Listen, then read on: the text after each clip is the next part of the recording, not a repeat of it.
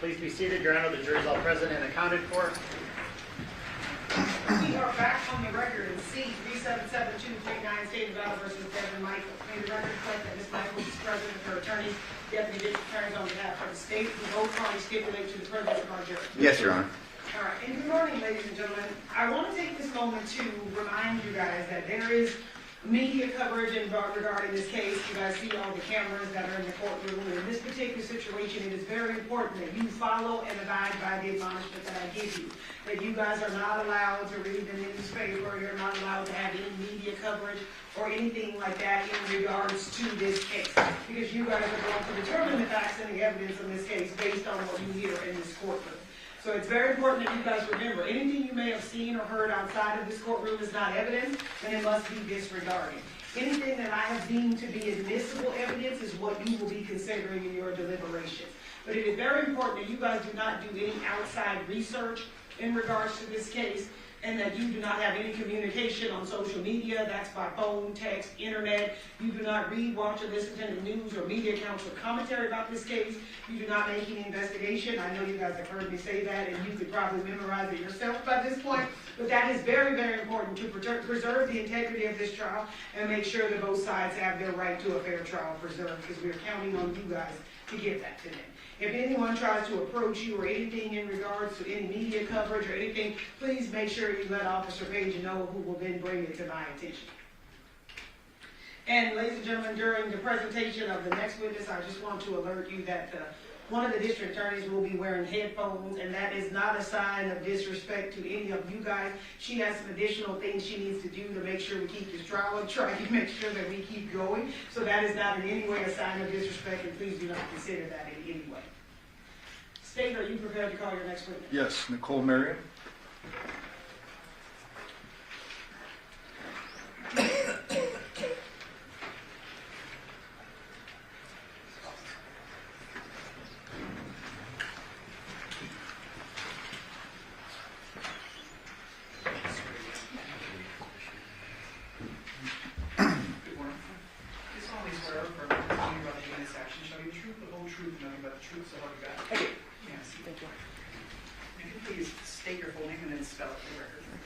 Nicole Merriam, Nicolemariam.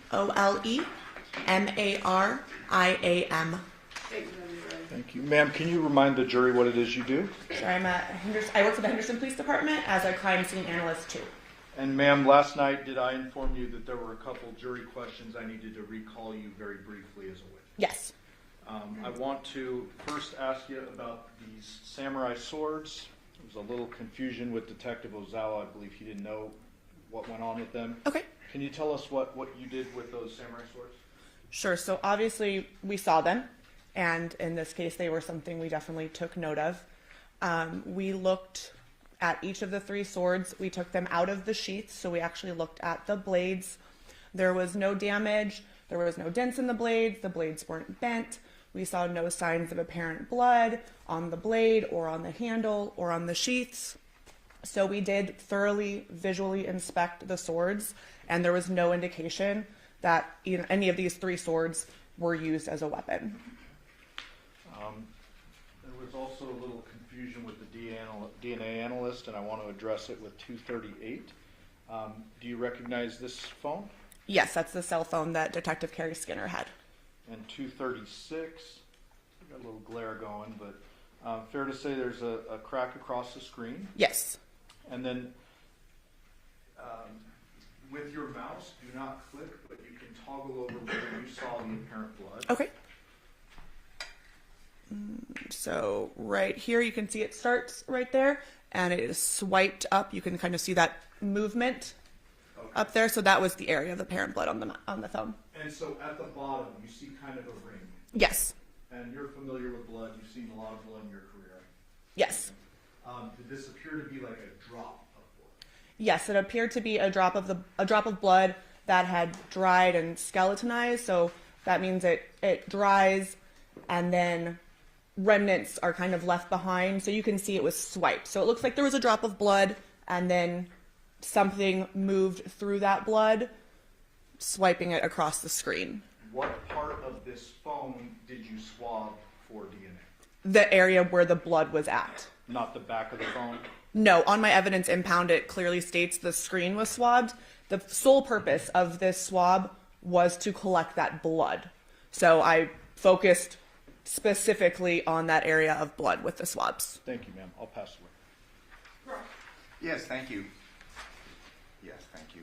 You know, in reference to this purported confusion, we heard from DNA specialist, forensic scientist Elizabeth Papakostas. Do you know her? No, Have you ever worked with her? no, You've given testimony that you've been involved in hundreds of crime scenes. So through the course of your employment at the Henderson Police Department, you've never worked with Ms. Papakostas? no. Does she work for the Henderson Police Department? She works with the District Attorney's Office and with Clark County. Okay, no, not to my knowledge. No, she doesn't. She works for Metro, doesn't she? Yes. She's called by the District Attorney's Office in many cases. She's called by the district attorney's office, but she's not employed by them. She's an employee of the Las Vegas Metropolitan Police Department. Okay, no. To my knowledge, I've never worked with her. She gave testimony yesterday, and would you agree with me that she's qualified to give expert testimony? Again, I She doesn't know. don't know her. I think it's a fair question. I mean, she was submitted and proposed as an expert yesterday. Well, if she doesn't know her, I don't know what knowledge she has. I mean, you can voir dire her as to how she would have that knowledge, because she testified she doesn't know her. Do you work with other DNA experts? Not. We have. No, actually, we send all of our DNA to Las Vegas Metropolitan Police Department for it would analysis. And that's a good point. So is the reason you submit whatever evidence that you collect for analysis to the Las Vegas Metropolitan Police Department, is the reason being is they have people that are employed that are experts in reference to the analyzing of evidence that's collected by yourself. Again, I'm not sure what the definition of expert would be or what their qualifications are to get hired in their position. I would hope and assume that they have hired people that are well qualified, but personally, I can't speak on the behalf of their individual qualifications. In this case, we've heard that you took a swab from a cell phone, the Yes. screen of the cell phone, correct? Yes. And then you submitted it for further analysis. Correct. And you submitted it for further analysis to the Las Vegas Metropolitan Police Department, correct? Yes, I booked it, and then I believe a detective or my supervisor is the one that filled out the form to request it be analyzed. But I did swab it and book it so that it could be later analyzed. Okay.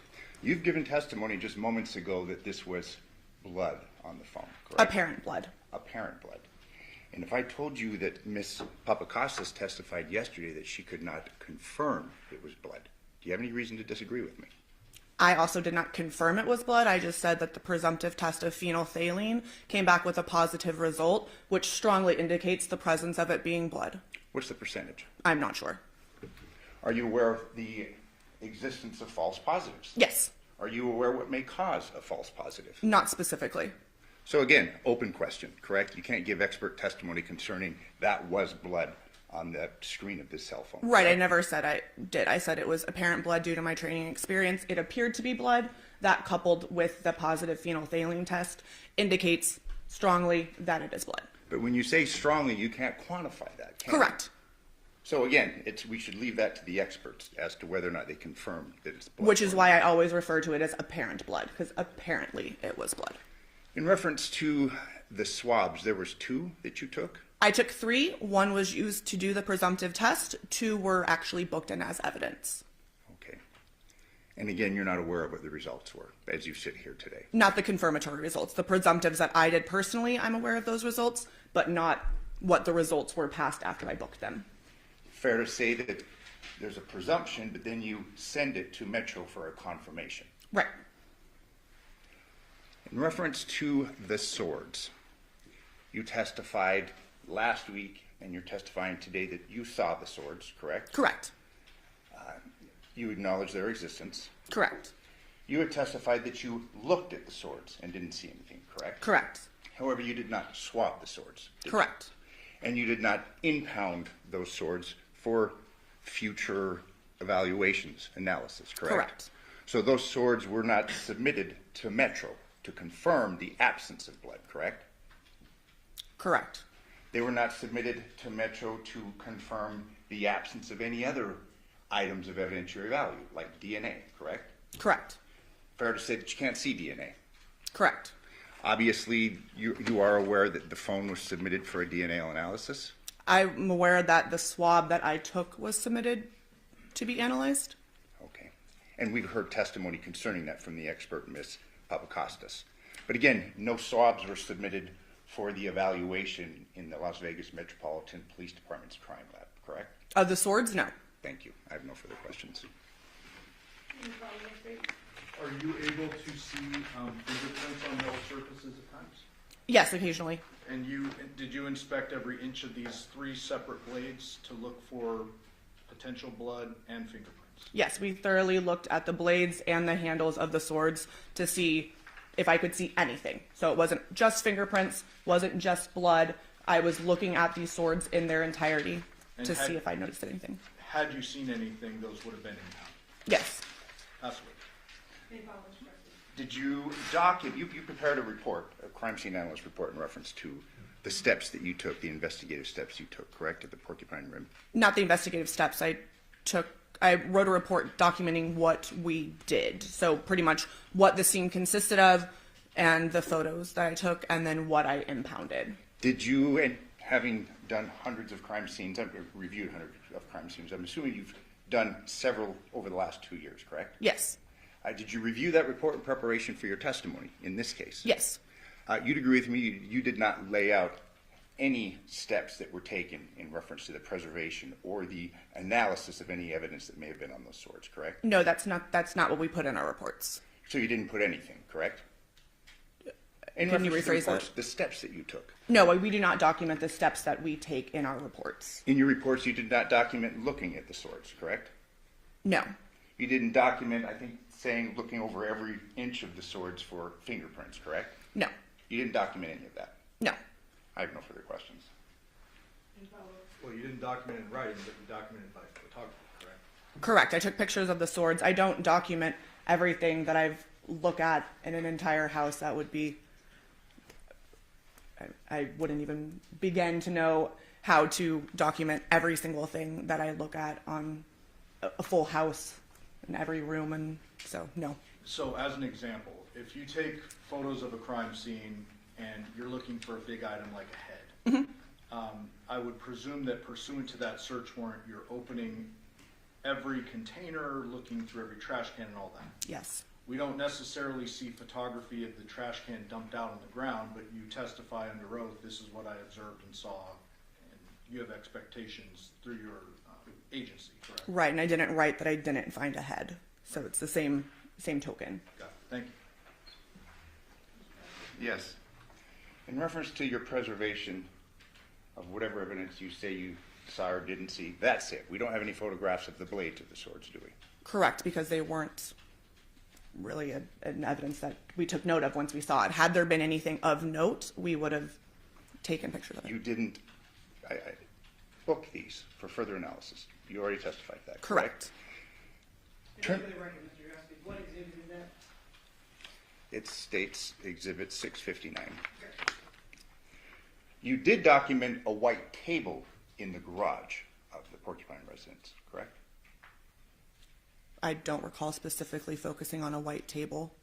So there are things that you may have done or not done and you can't recall as you sit here. I take overall pictures of the rooms in the house, so I take pictures normally from at least 4 angles, all 4 corners of the rooms looking at it. So just because there is a picture of a white table doesn't mean I necessarily focus in on it. Maybe there was something on top of it, or a lot of times I'll take pictures of things on tables or nightstands because I don't necessarily know what's in play or what we're going to find.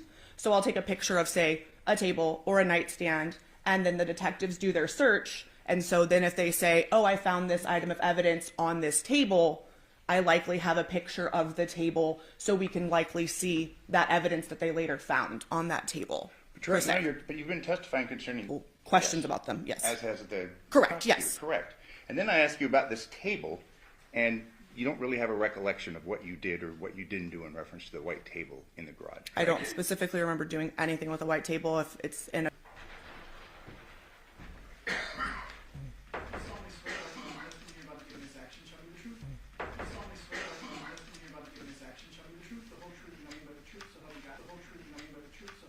I do.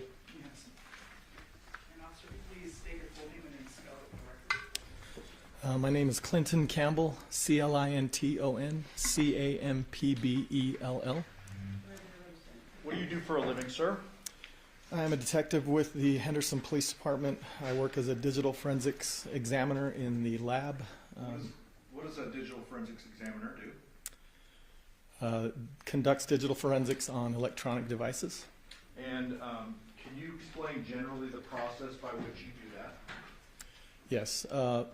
Most of the devices we encounter are cell phones, and we'll get a cell phone from an investigator or a scene, and then take that cell phone to our lab to conduct an examination on it.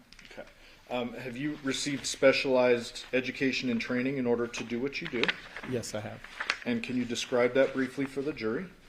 Yes. I attended courses at the National Computer Forensics Institute, which is put on by the Secret Service. It's a facility in Alabama where they train in digital forensics. With that training, I went through Celebrite as a certified operator and a certified physical analyst. I also received a certification with magnet forensics as a certified examiner, and I'm also a certified examiner with... You essentially create your own report, Correct. and then that report ends up getting copy and pasted or whatever into like a main officer's report. Yes. And in this particular case, how many devices did you receive for examination? I don't recall. I'd have to see. We're looking at the main report, refresh your recollection? Yes. Page 7. Doesn't have page numbers on it, but I counted them last time. May I approach? Yes. So starting down here, you see your name there? Yes. You need your readers? Yes. Thank you. Yes. Does that refresh your recollection as to the totality of number of devices? And you can keep going if you need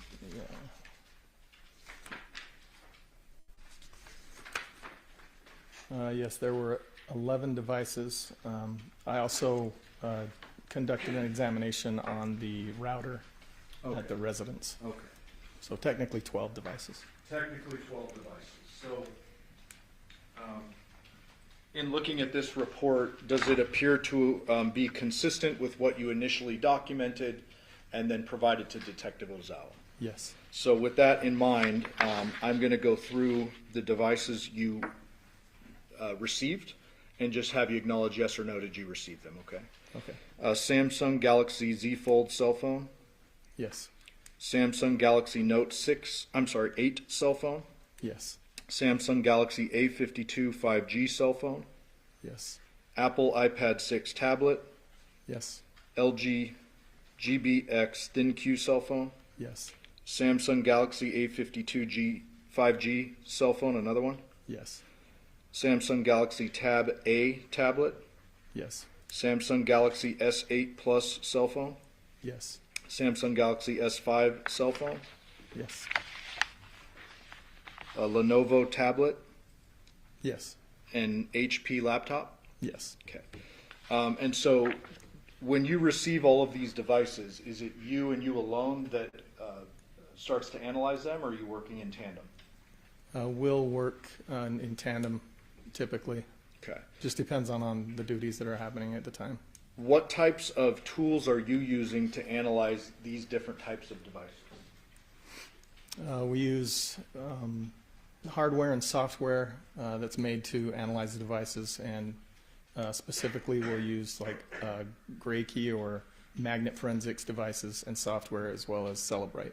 And are you trained in all of those different softwares and hardwares? Yes. Is Celebrite the main one that's used for cell phones? Yes. And was that done in this case? Yes. So, of the 11 devices, did I ask you in preparation for this trial a few weeks ago to go through and see which devices were active during an operative time period? Yes. And did you then narrow the devices down to those that were active during August 6, 2023, around 9 or 10 p.m. up until about 9 a.m. on August 7th of 2023? Yes, And did you narrow that down to 3? I did.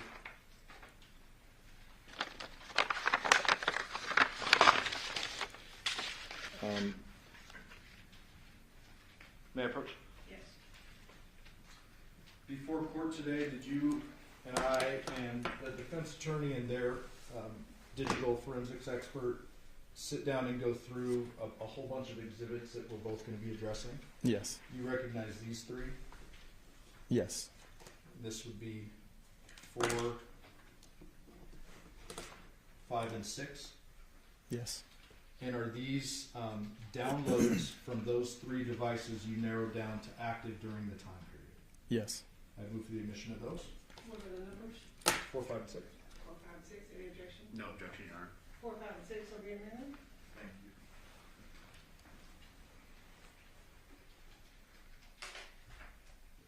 Permission to publish? Commissioner granted.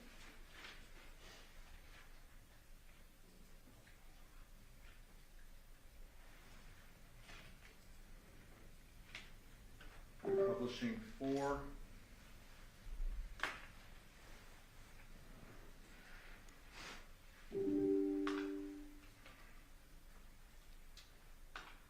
So in Exhibit 4, we have item number 2, note 8, Johnathan timeline. Is that correct? Yes, When you add the title item number 2, is that 2 on that list of all the 11? correct. Okay. And then it says note 8, what does that mean? That is the model of the device. And then it says Johnathan timeline. Yes, So when you go into Celebrite, Celebrite hardware plugs into the actual phone itself, correct? yes, And then that hardware and software extract the contents of the device. yes, When you extract the contents, are you attempting to extract every possible thing on that phone? yes, It's like a little computer, right? correct. So you're trying to get everything from it, and then you can focus on different categories, et cetera, once you've taken everything from it. Yes, And in this particular case, with this exhibit 5, we've narrowed the timeline a bit because I would imagine that small computer has a whole lot of stuff on it. yes, yes. And so here we have 5 subfolders. And before we get into them, I want to ask you, why do you title it Johnathan? Are you able to go into a device and determine ownership? Yes, How do you do that? by looking at the data that comes from the device, typically there's, an owner will assign a name to it or an email, and we'll use that information. Okay, and so you confirmed this was the Johnathan device, correct? Yes, So, 5 separate folders. I'm going to start with call log. And I open that up just for the jury, since they're going to have this in the back. What does this PDF mean to these folders up here? so the folders that are included with the PDF are dependencies or folders that are needed to open hyperlinks that are in the PDF. So if there's a photo or some other link that you need to open, then in the PDF you can open it straight from the PDF, but it's in those folders. Okay. And so the PDF starts with on page 1, or it is 1 page, I apologize. Call logs, correct? Yes, And this shows this first one in column 1, or I should say in row 1, says 8/7/23, 7:24:50 a.m. You see that? yes, And it says UTC -7. Does that mean that this exhibit is already adjusted out of UTC time? correct. So this should be our Pacific Daylight Time, accurate time on the date in question. Yes, And it shows some missed calls here. yes, And then it says like the name, one's a private number, one's mom, another's mom. Then we get into Tracy Willette, private number, Tracy Willette. You see that? yes, Okay. And so when I close out of this, what is why are these folders included in the exhibit, basically?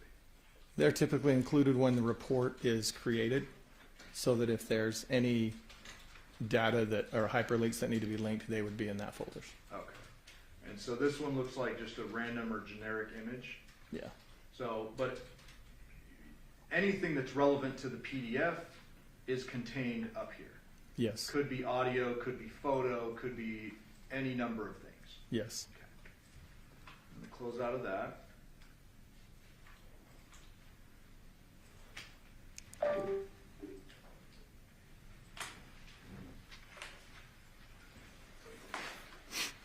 Move on to Exhibit 6.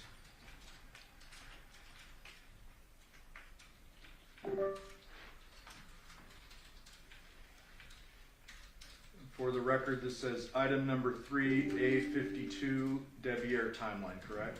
Yes. Then inside, oh, looks like the same title. And then we have several subfolders here, all associated with the Devier phone, correct? Yes. Let's start with messages. So again, inside the message folder, there's a PDF, and then there's 3 subfolders, right? Yes. All right. And so this would be, the PDF, I'm sorry, would be the messages that you extracted from the phone during the operative time period. Yes. All in chronological order, not pulling stuff out of it, correct? Correct. Like not picking and choosing, it's just, it's a line, Yeah. a timeline. Yep. From one time frame to the next. Got it. And then again, whatever is up here would be associated with the PDF in that exact folder. Yes.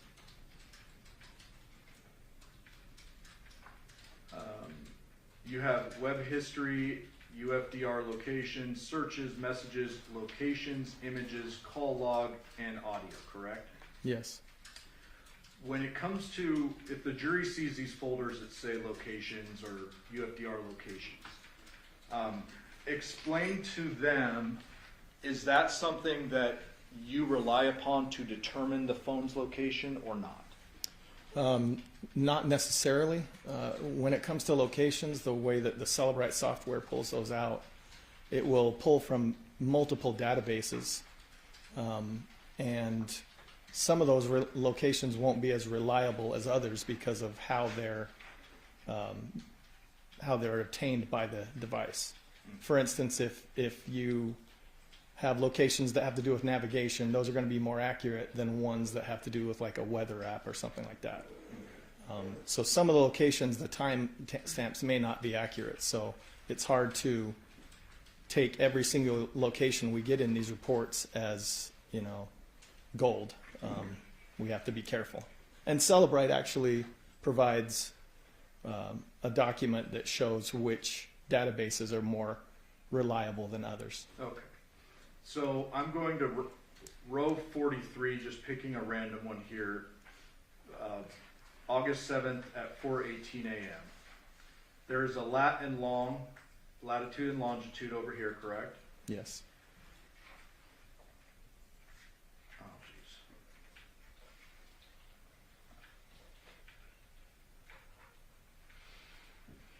So I'm going to be able to access here because I'm on here. Okay.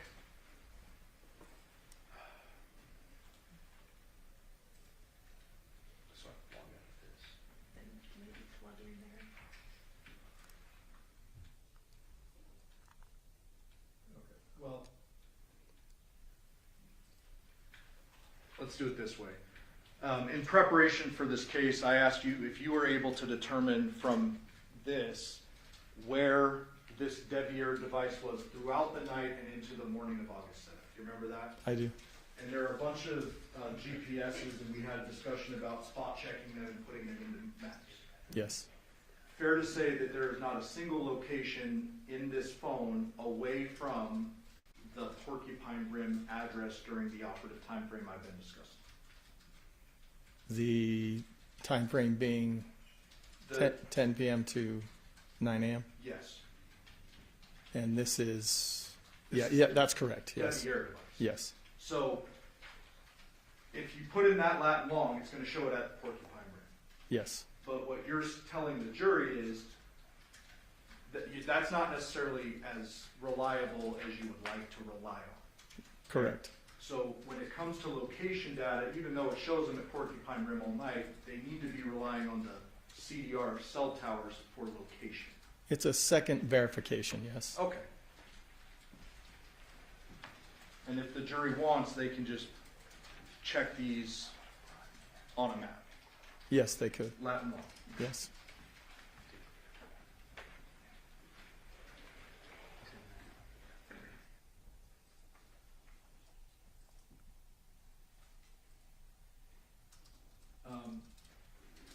In this particular device, did I ask you to look at this device and see if you could tell whether the person who had this device was using it throughout the night into the morning hours that we've described?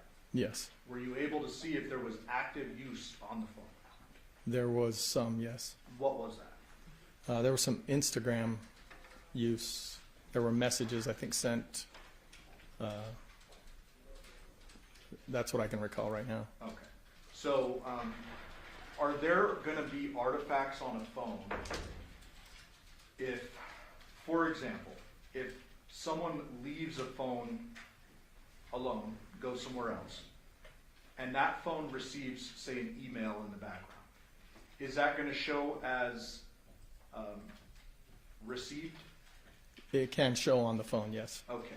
But you do have ways, for example, with Instagram to see if someone's actively using the device. Depending on what database that data comes from that you're looking at. And with this exhibit, this Devier phone, this device, was it in use, like active use, not passive use? At certain points, yes. Throughout the evening Yes. and into the morning. I don't recall the time frames for into the morning. Can you look at, where can I go to show you, or to verify?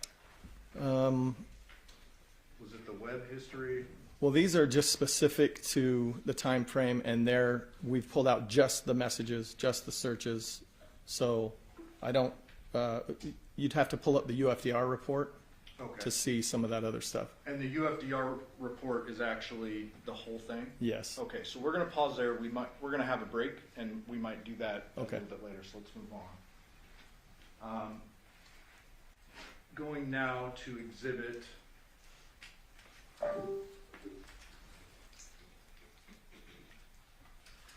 4.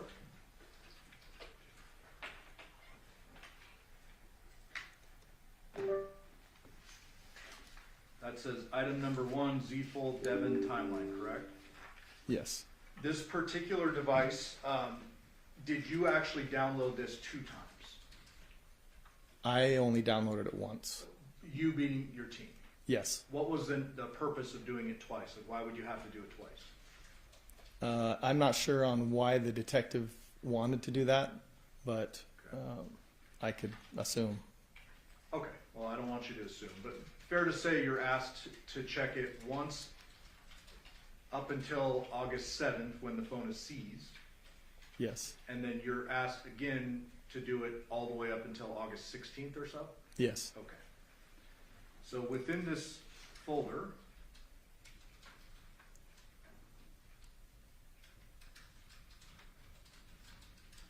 we have a whole bunch of subfolders yet again, correct? Yes. And this would include messages, locations, images, calls, and call logs, audio, UFDR locations, web history, correct? Yes. And so as an example, let's go to the call log. Once again, in that subfolder, you have a PDF and then some supporting folders, correct? Yes. So with this particular device, I'm going to jump down to rows 17 to 18. Or no, let me back up.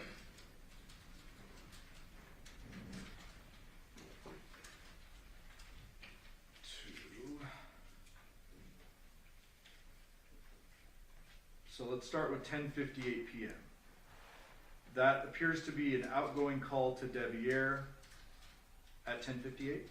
Yes. Then there's a bunch of these Michaels home incoming. Does that mean this phone is receiving calls from Michaels home? Yes.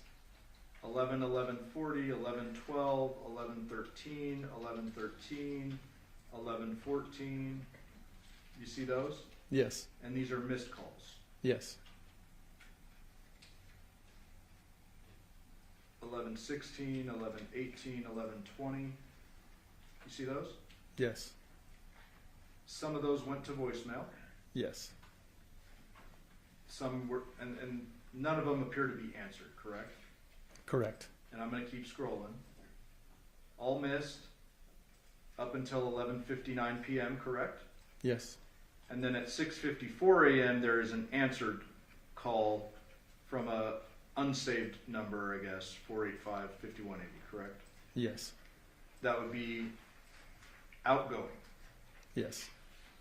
And then an outgoing call to Johnathan Willette at 7:24 a.m. Yes. And it says answered. Yes. At 8:13 a.m. outgoing call to Johnathan Willette and it says answered. Yes.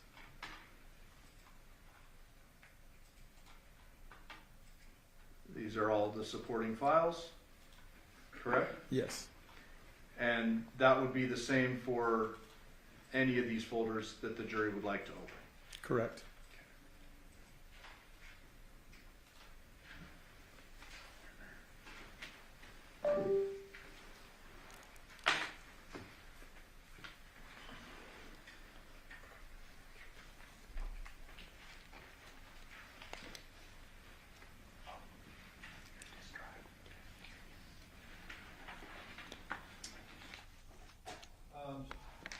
At some point last week, did I send you a bunch of DFL Celebrite reports that the defense had provided me for you to verify?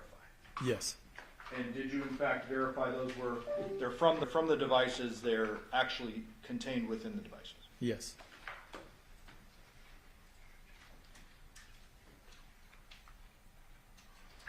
Mike, I'm going to need your exhibits. A gun photo on Devier's phone from August 7th. You remember that? Yes. And did I ask you to look into that and say, hey, you know, was Devier looking at a gun photo on August 7th or creating one? You remember that? I do remember And that. did you create a separate report for that? Yes. Showing you 651.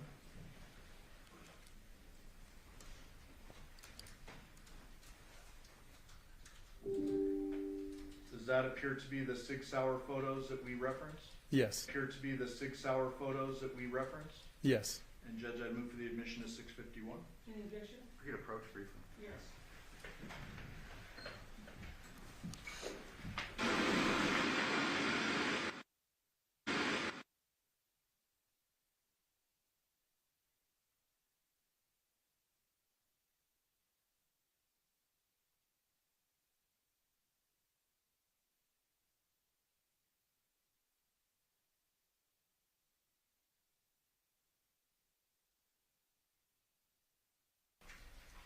Third page, what is this telling the jury?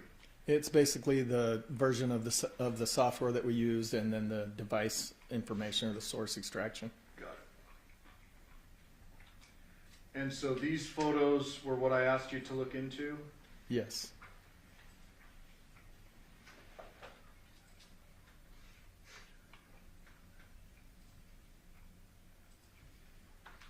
Okay, so let's start as an example with 12, row 12.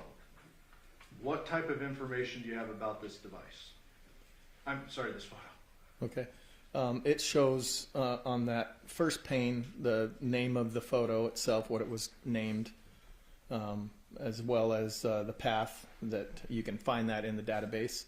Then that second pane shows the metadata for the photo, meaning the camera that took the photo, the model, what time, different information about the photo itself, and then obviously that last one is a thumbnail of the photo.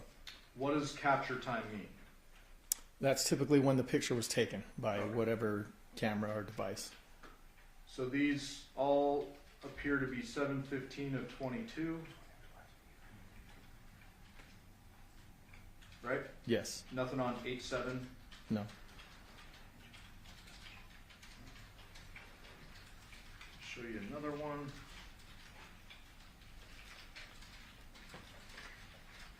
$664.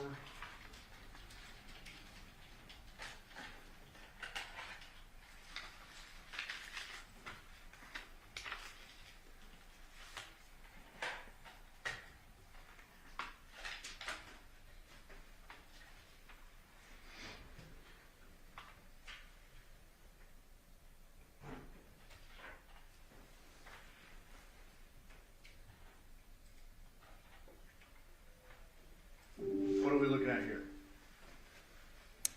I did a reverse image search on one of the photos in question. What does that mean? Means you can take basically a image or a photo that you have, put it into Google. Google will look at that picture and tell you if it exists anywhere else on the internet, for instance. And this is with specific regard to a gun photo that I provided to you that was provided to me by the defense. Yes. I move for the admission of 664. Any objection to 664? No, Your Honor. 664, reading. Thank you.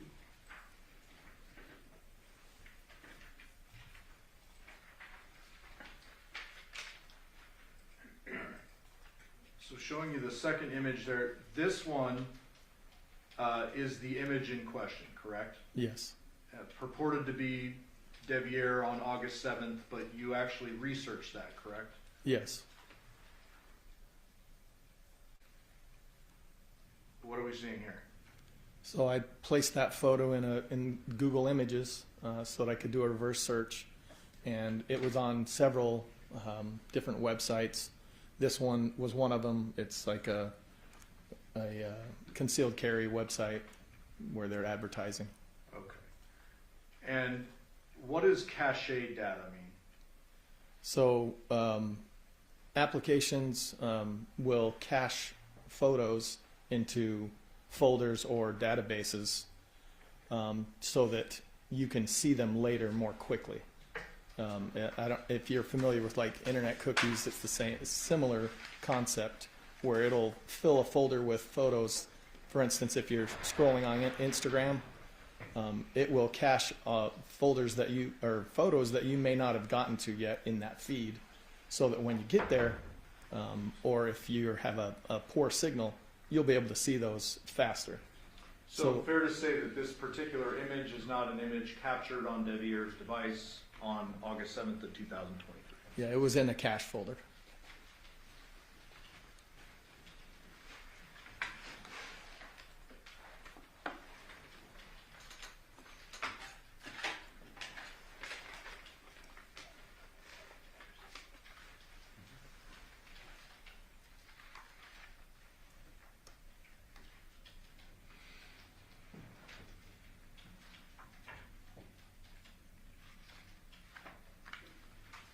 May I approach? Yes. Showing you 667.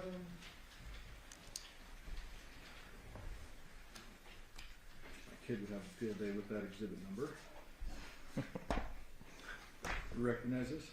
Yes. This is one that was prepared just in the back with defense counsel and their expert. Is that right? Yes. I move for the admission of 667. Any objection to 667? No, your objection. Okay, 667 will be a minute. Fair to say this is a text conversation between Devyn Willette and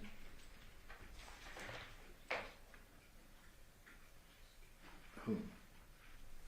Is this the one with Dad? 1536. Let me just go back. Yeah. Dad? Yes. And this is several pages. The jury will have it if they want to look through it. But there was some text messages referenced on the very last page, 37.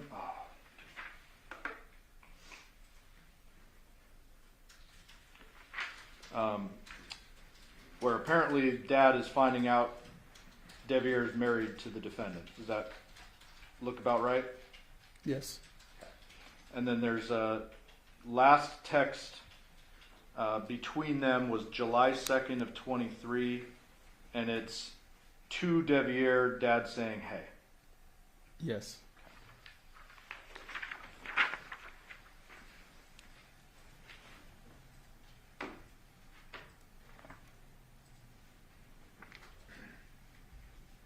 Did you want that? Did I mark that? We moved the omission to 608. It's just the, I don't know why it's.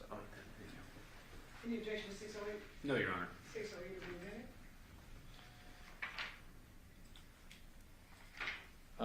May I approach? Yes. Showing you 614. Recognize that? Yes. And is that an image from the defendant's phone? Yes. The Devyn phone? Yes. Move for the admission of 614. Any objection to 614? No, Your Honor. 614 will be admitted. And that's just one of many family type photos. Yes.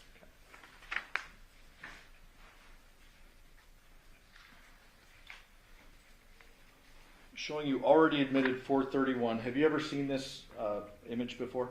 Yes. Okay. This was suggested to be an injury. Did you look into this phone and do some research on whether or not that was an old healed injury? Yes. May I approach?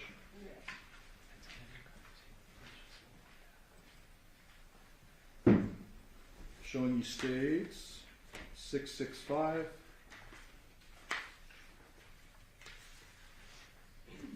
Recognize that? Yes. What does that appear to be? Photos of a hand injury. Okay.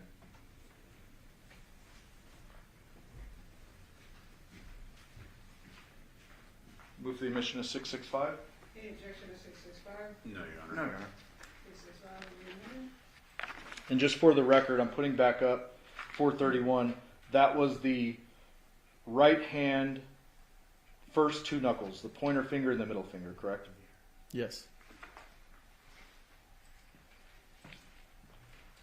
I'm just going to jump to, well, let's start with page 1. You find some images where Devyn had a pretty significant injury to those fingers Yes. and the dates associated with those photos. Yeah, I can't read that on the screen. Sorry. December 5th of 2022. We've got some digger photos just to show you.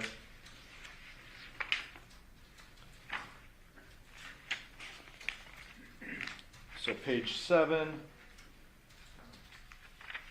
page 8, see that? Yes. Fair to say pretty significant gashes to the pointer finger and the middle finger at the knuckle. Yes.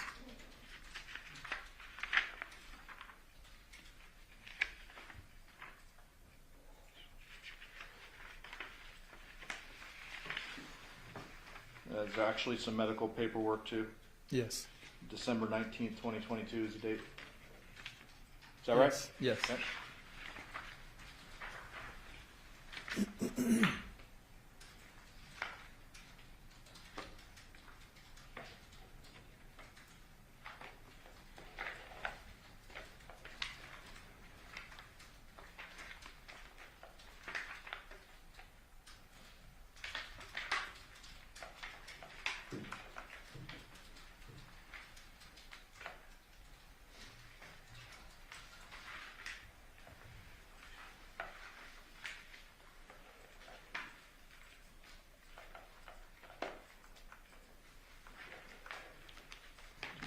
Your exhibit U. I gave him all of this.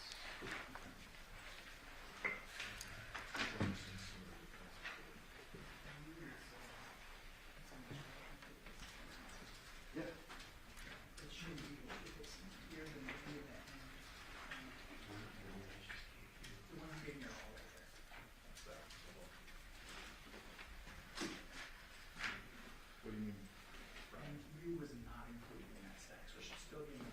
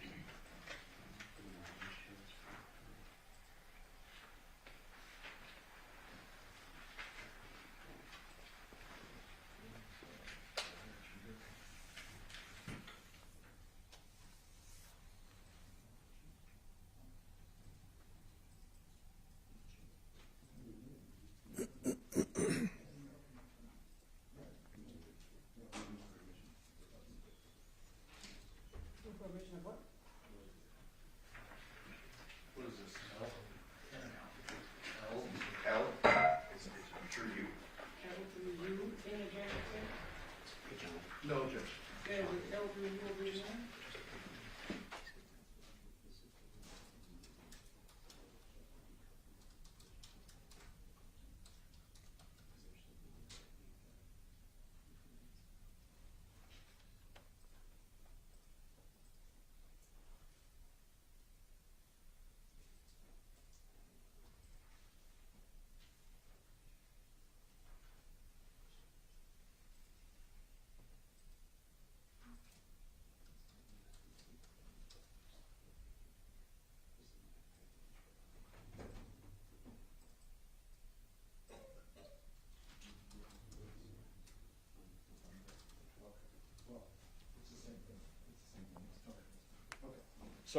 Sorry for the confusion. So, defense L through U is a conversation that I think the jury has seen part of this. Liar, cheater, liar, cheater. Yes. Who is this conversation between? This is between Devyn and Devere. And then there's a bunch of stuff on and on, relationship stuff. And it ends at U, it says clearly not cheating. Yes. What's the date and time on that? I can't see it, Let sorry. me zoom. 8/5/23 at 5 a.m. Okay. That's not the last text in that chain, correct? No.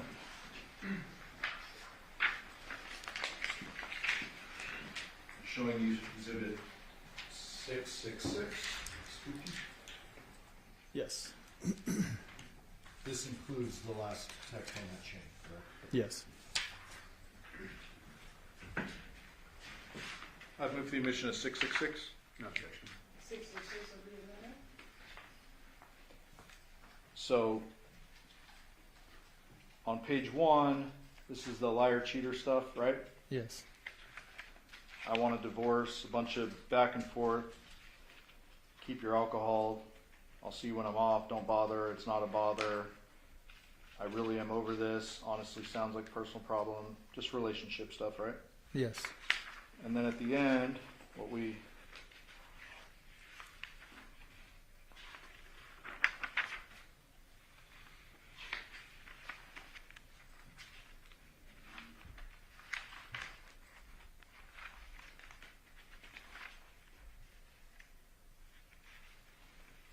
see is that conversation goes on. Some cheating accusations and stuff, right? Yes. And I want to focus in on this last one.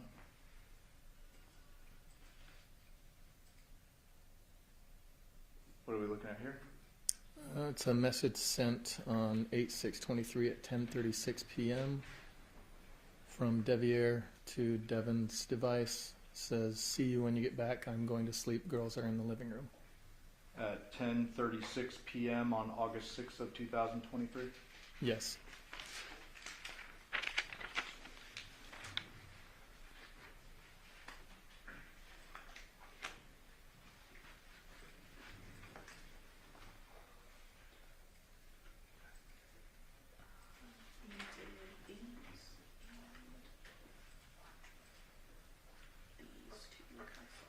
Okay. Thank you, Judge. I will pass the witness. Your Honor, may we approach real quickly?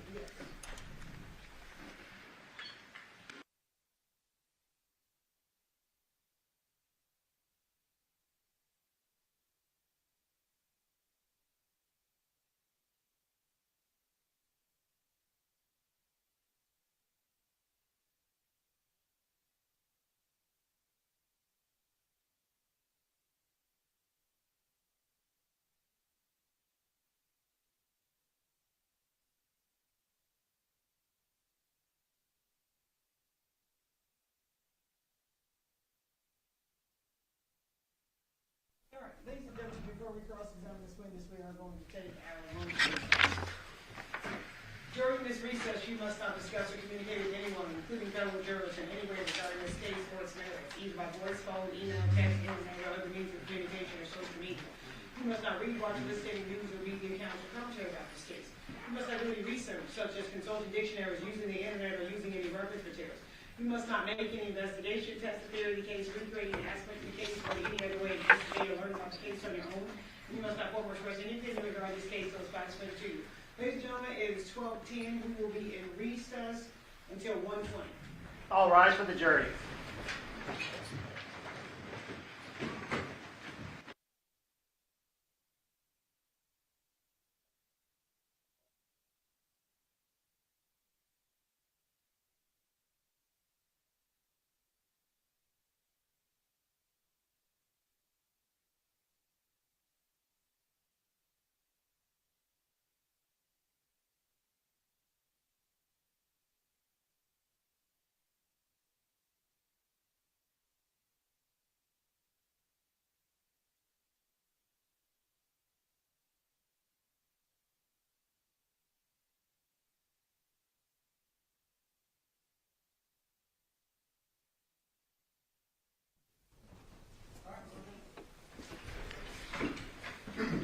All rise for the jury.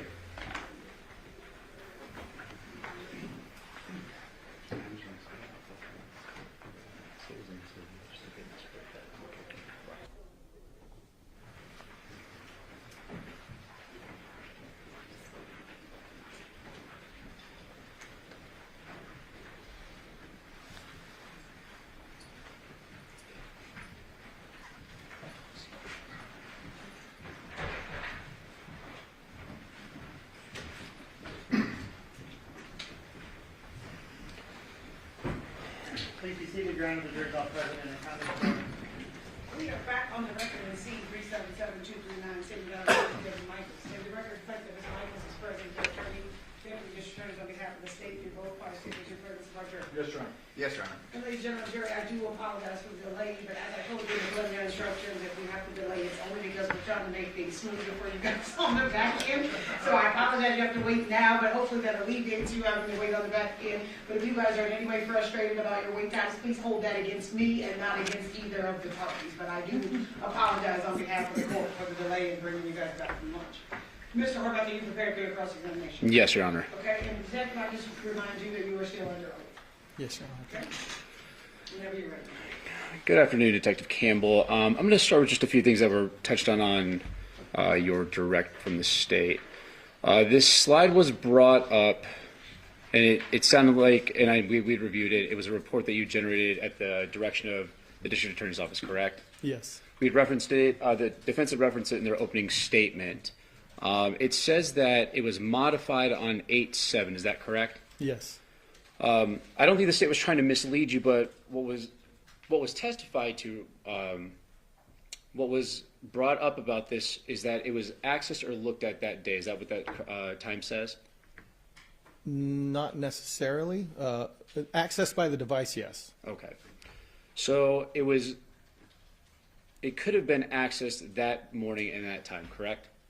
Yes. And that's what that shows. Yes. It wasn't made that day. It was just No. okay. Now, there's a few things I want to go to, and I know that we've talked about how we've stipulated and gone through a lot of these things, but one of the things that was brought up yesterday in the crime scene with Detective Ozawa was collection of evidence. And you were given a list of electronics to go through and examine, correct? Yes. Did you ever examine an Xbox, No. a Nintendo Switch? No.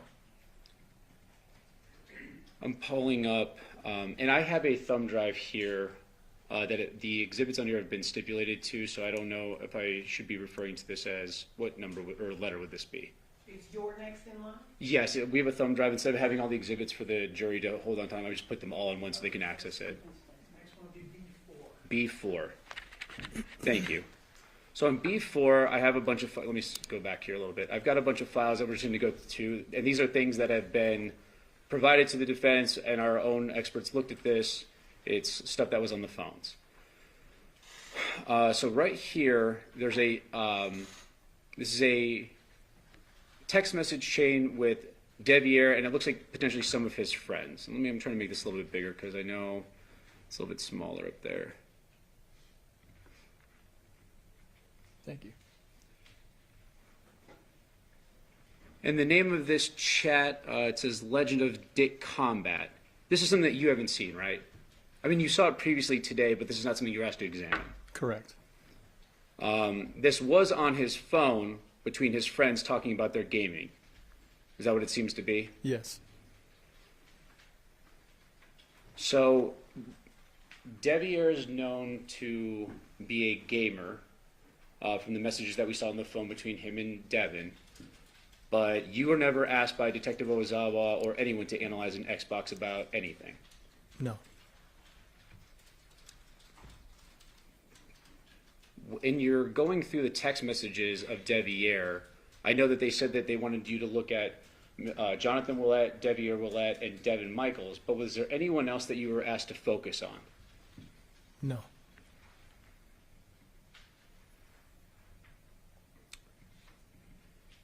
And just kind of along the same lines of the Xbox, do you recognize these at all?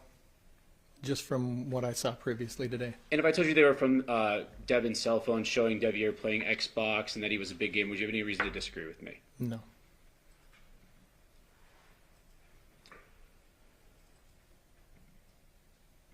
And there's even more messages that we got from Miss Michaels' phone from the Celebrite extraction, talking about the video gaming. Because obviously it seems like he was a big gamer from reviewing all these messages, correct? Yes.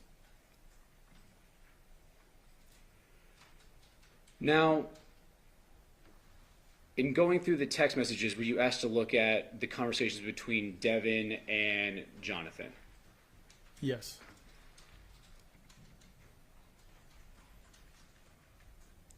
And I apologize, I'm just going through the files that are on this thumb drive that's on B4. And I'll say the name of the file on this one, I apologize. It's Devyn and Johnathan Cordial Conversations PDF. So I'm actually going to go down a little bit here. It's kind of a long file. I think there's 200 and some pages on this extraction that was created.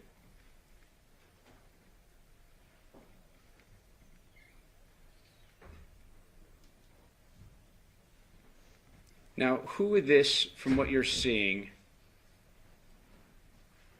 who would this be to? Can you tell which parties are which? Just by the phone number, a lot of times the names or whatever they put in the phone, but the 9242 phone number to someone else, I'm not sure. Okay, and if I told you that these are messages between Devyn and Johnathan, would you have any reason to disagree with me? No. Just on this message from 8/2/2023. I'm doing good, trying to hustle up $50 someday or somehow today. I have Saturday for sure, but need gas. It's 2 trips to Las Vegas, to St. Rose. I also have turf next week. And then also I'm getting up early to get the girls used to getting up for school. You see that? Yes. And what was the date of that one? August 2nd, 23 at 8:18 a.m. On another one on August 2nd, I'm gonna have good things happen for me today. It's just early.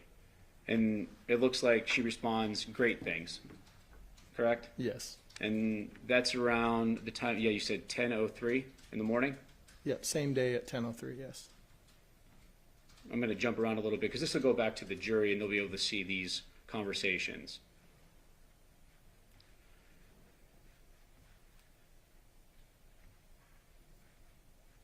So on 10/2, later on that day, that evening, it looks like a list on ribs, crab legs. It looks like maybe like a dinner list or food that they're getting. Yes. And then they ask what kind of drinks, and they're talking about getting Coca-Cola is what it looks like, some kind of sodas. Yes. No kind of crazy fighting text from just your observation of these text messages, right? Not in these that I've seen. No.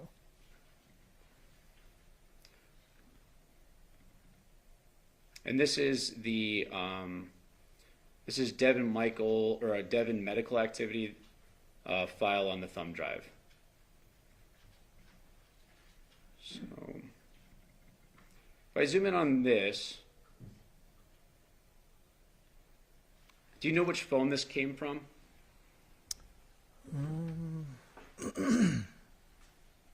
I don't see it in here. It says it's an SD card backup. I believe that was from Devyn's phone. Okay. And on this kind of, I zoomed in a little bit. I forget that those ones are a little, looks like a picture of Miss Michaels in the hospital. Yes. Looks like some medical records of her going to the hospital. Yes. Let me zoom out here a little bit. There's just a few more.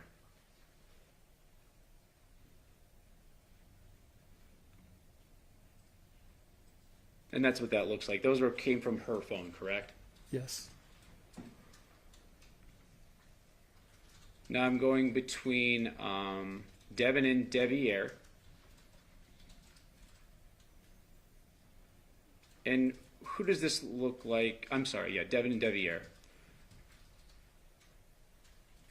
These messages were previously addressed by the state, but we put them in here for the jury to have easier access to them.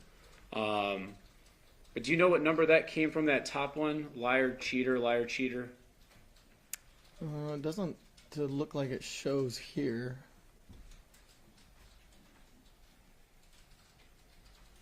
Let me go down a little bit and pull.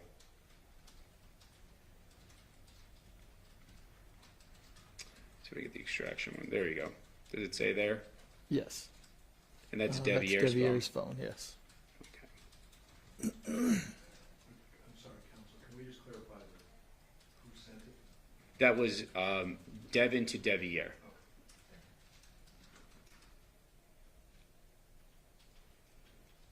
Now I'm clicking on Johnathan and Devier text. This appears to be the extraction from Devier, or the exchange between Johnathan and Devier, correct? Yes.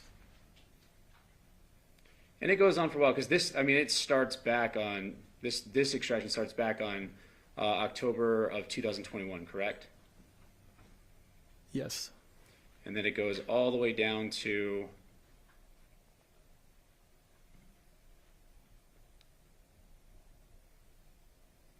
looks like July 2nd of 2023. Yeah.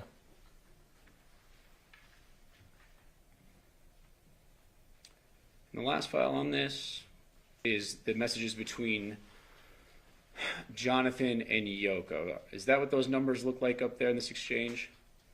I'm sorry, I know I'm kind of moving it fast. Between Johnathan and who? Yoko. Yeah. I'm sorry, yes.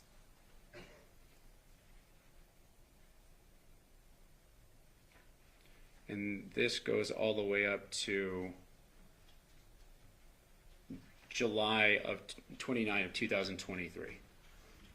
Yes. Is that correct? Yes. That last message.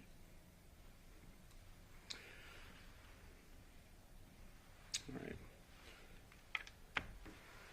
Now, I'm not going to bore the jury with all the exhibits. Like I said, they'll have an opportunity to look back at them, and we may touch on them later on. But what I'd like to do is, in your investigation, you weren't at the crime scene, were you? I was. Okay, and then was it you that takes inventory of what to grab, or does someone tell you? That time someone told me. Okay, that time meaning when you were out there or when they came to your office and said, hey, go through all of these? Meaning since that time, we've gone to scenes to collect devices ourselves. Okay. And have input on what gets collected. So when you show up to the scene, do you have an idea of what's going on, or do they just say some devices need to be looked at or collected and you're going to take them back and look at them? So in this particular instance, I was called just to go and do a router interrogation. So I had no input or had no idea what other devices were there. Were you given any details of the incident before arriving? Yes. On the router, that was a Cox panoramic router, correct? Sound Yes. about right? Yes. During that interrogation, you took photos of the device and you collected the router logs that were stored. Yes. And you took photos of that? I don't recall if I took photos of the logs or if I just collected the logs themselves. But I took photos of the router. You didn't, okay.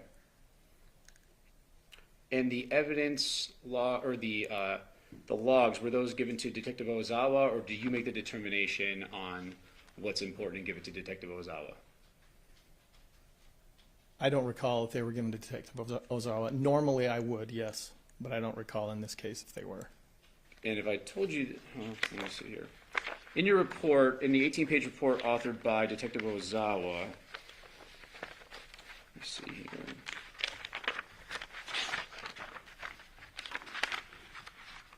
I'll give you a page number here in a second.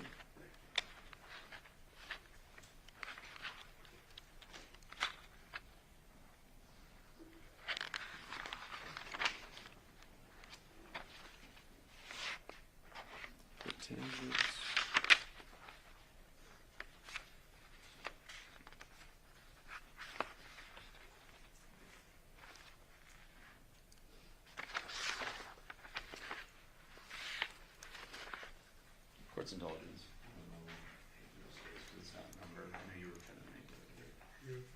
Still. Still, man. Sorry.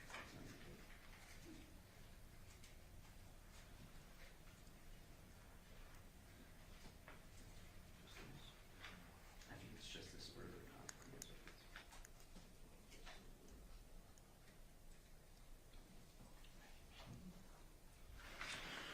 So it says that you collected the data logs for Detective Ozawa, and that's what you did, correct? Yes. And did you discuss that with him, or the findings of those? I don't recall for sure. I probably did. I don't want you to guess, but you don't remember having any significant conversation with him. I don't. Fair to say that the router didn't have much on it for you to go back and tell Detective Ozawa. That's correct.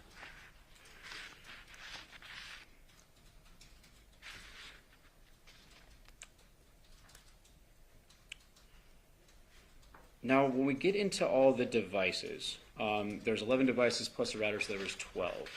Yes. I want to clear up a few things. You talked about the UFDR is the complete file, or download of a phone. Yes. Now, the UFDR, is that something that when you extract the phone, you get that and that's the whole thing, or is that something you are focused in on? No, the UFDR is like a full report of all the data from the phone. Is a UFDR different from a UD or UFD? I'm not sure. The UFDR it's a reader, right? Like you put in it all and it spits out what you are kind of looking for, right? So if it's a certain phone, certain things, it's marked for you, correct? What do you mean by marked? When you put it in, when you track the phone, and then you put it into the Celebrite, and then do you click on what you want, or is it just a whole thing and then you decide what to do? There are different settings in the Celebrite software, but where you can, after it's processed everything in Physical Analyzer, you can create a UFDR report. You can change that by time frame if you want, or include just specific things. And then was your UFDR, was it one that you had changed the settings on, or was it a full one? It was a full one. Okay. Now, when you go through your findings on these phones, you give it to Detective Ozawa to review. Yes. Is there any other follow-up of the phone? Or let me go back. You go through the phones, you tell Detective Ozawa, and that's it, right? Normally, yes. If in a complete investigation, wouldn't a detective like Detective Ozawa want to go further deep into it, or does he just trust what you have to say? No, so typically we'll create that report of the entire of data from the phone. Mm-hmm. We'll give that to the investigator.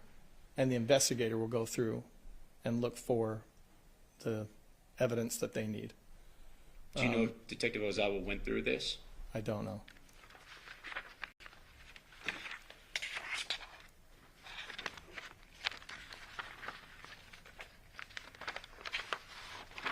Court's indulgence.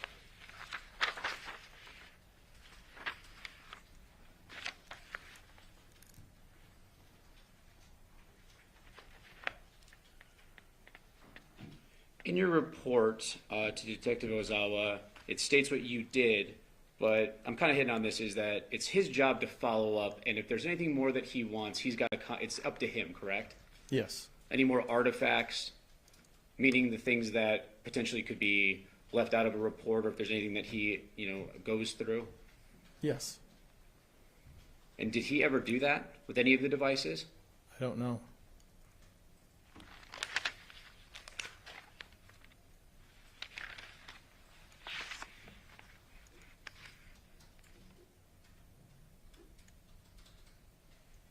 Do you remember going through the HP laptop? Yes. Anything of any evidentiary value on there? No.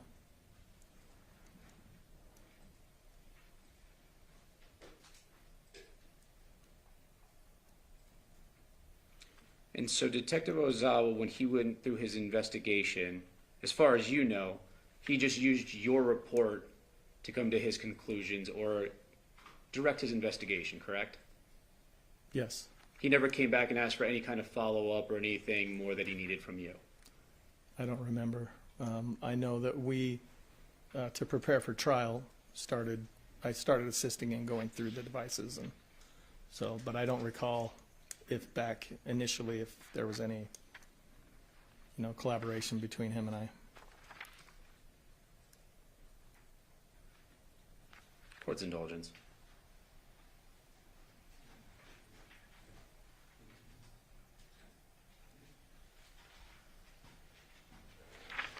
No further questions, Your Honor. Pass the witness.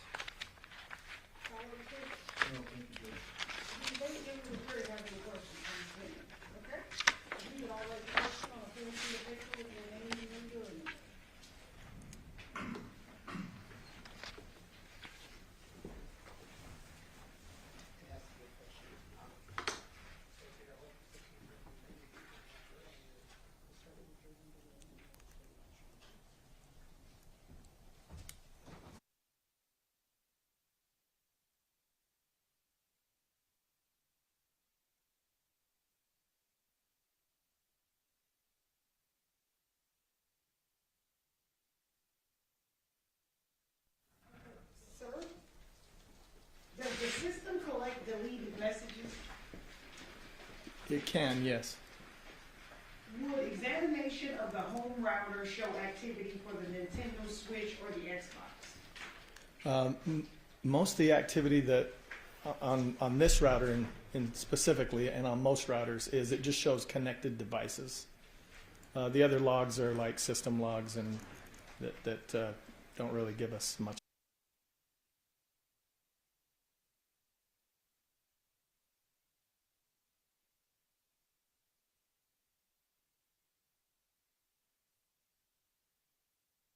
Ladies and gentlemen, do you have any further questions?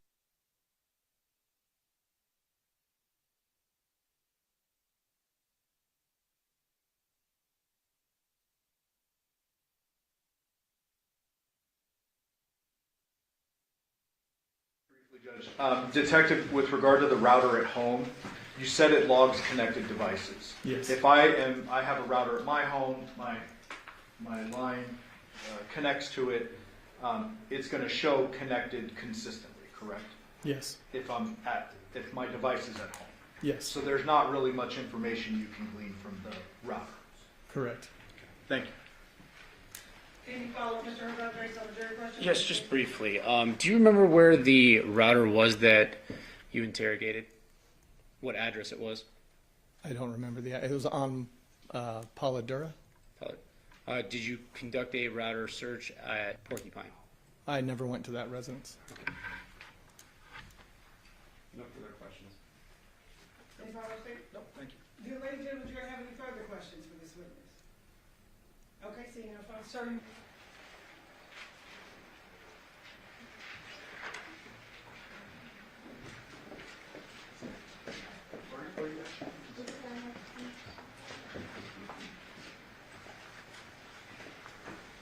Statement for everybody. Your Honor, the state calls Nick Eason.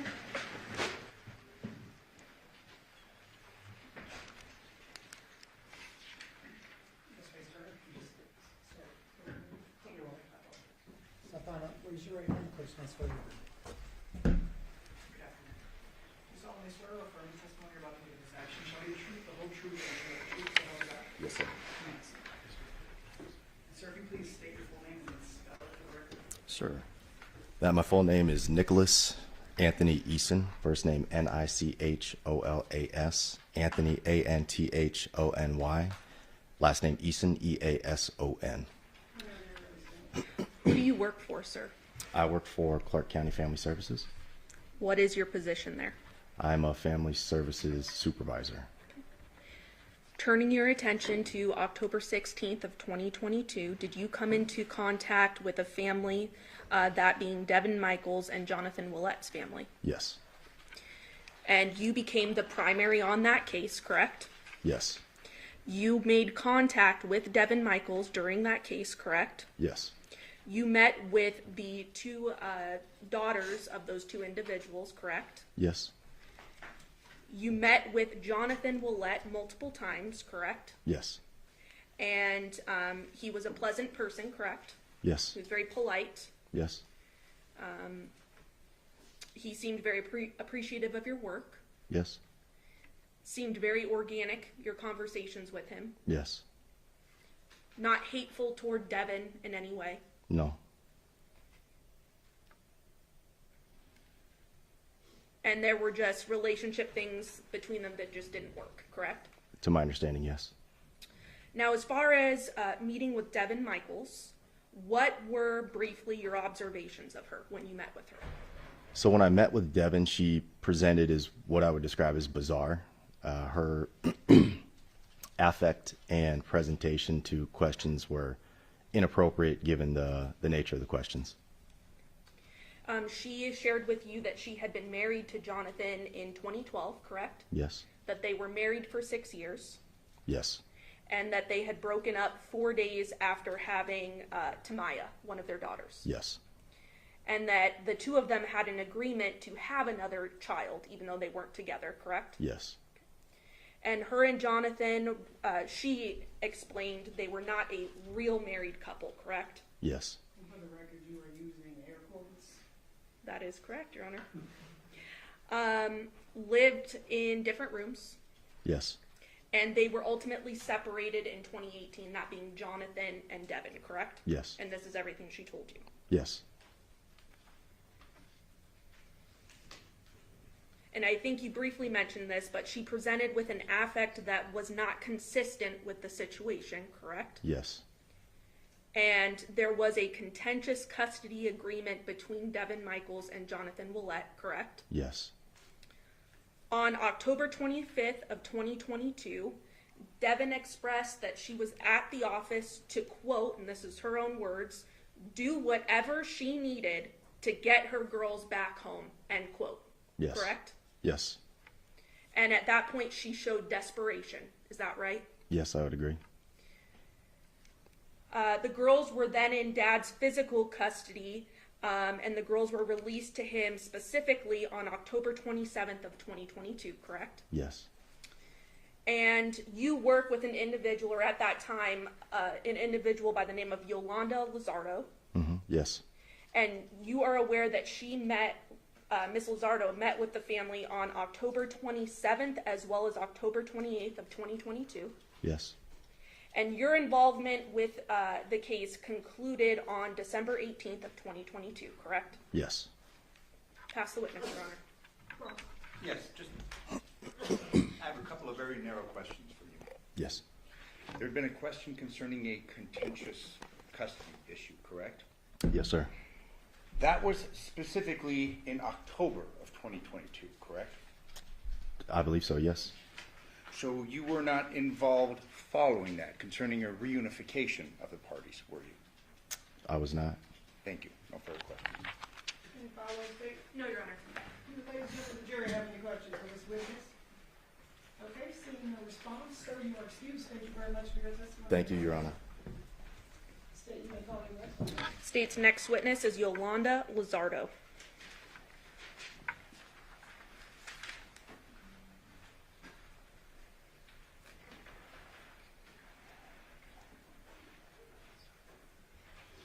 Yolanda?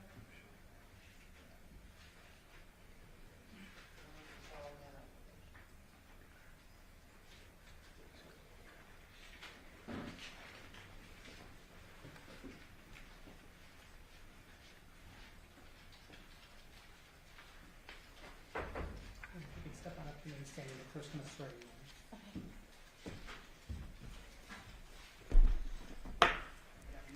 Hi. You solemnly swear or affirm the testimony you're about to give in this action shall be the truth, the whole truth, and nothing but the truth, so help you God? I do. Nancy. Nancy, please state your full name and spell it for the record. Yolanda Lizardo, Yolanda, last name Lizardo. Ma'am, were you employed with the Department of Family Services back in 2022? Yes. At some point, did you become involved in a custody matter involving Tamaya and Janaea? Yes. And those were two minor girls. Yes.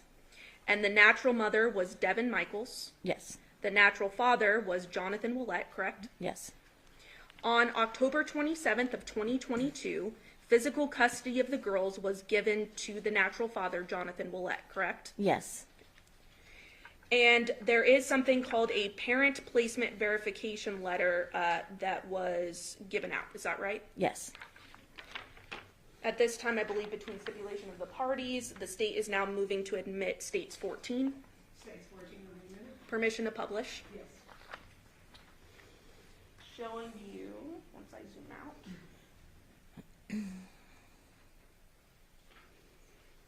States 14 there, is that parent placement verification letter we just spoke about? Yes. And the two minor children's names are there, Tamaya Baker and Janaea Willette, correct? Yes. With, I assume, their birthdays, correct? Yes. And then down below is your signature there. Yes. And it states that they have been reunified with their natural father, Johnathan Willette, on October 27th, 2022. Yes. Correct? Yes. And that he resided at 2698 Paladura Drive in Henderson, Nevada, 89074. Correct. And that's your signature at the bottom. Yes, it is. And you dated this October 27th of 2022, correct? Yes. Now, this was a contentious agreement between the mother and the father, correct? Yes. The mother, Devyn, was not happy about it. Is that correct? Yes. The father, Johnathan, was happy about getting the girls, correct? Yes. Devier was not involved in the custody agreement, correct? Yes. And you yourself met with Dad, Johnathan Willette, multiple times. Yes. You were actually the individual that gave the two minor girls to the father, Johnathan, correct? Yes. And you conducted follow-up at the father's home with the girls. Yes. The girls appeared happy with Dad during those follow-ups. Yes. They were well taken care of. Yes. All their needs were met. Yes. Once they were placed with their father, Johnathan, you had no further involvement. Is that correct? Yes. Pass the witness. Cross. Your involvement was just primarily limited to October of 2022, correct? Yes. Nothing following that? No. No further questions? Can you follow up, sir? No, Your Honor. Do ladies and gentlemen, the jury have any questions for this witness? Okay, seeing no response, may Aye. you are excused. Thank you very Thank much for you. coming here today. State, you may call your next witness. State's next witness is Elizabeth Lemons Woods.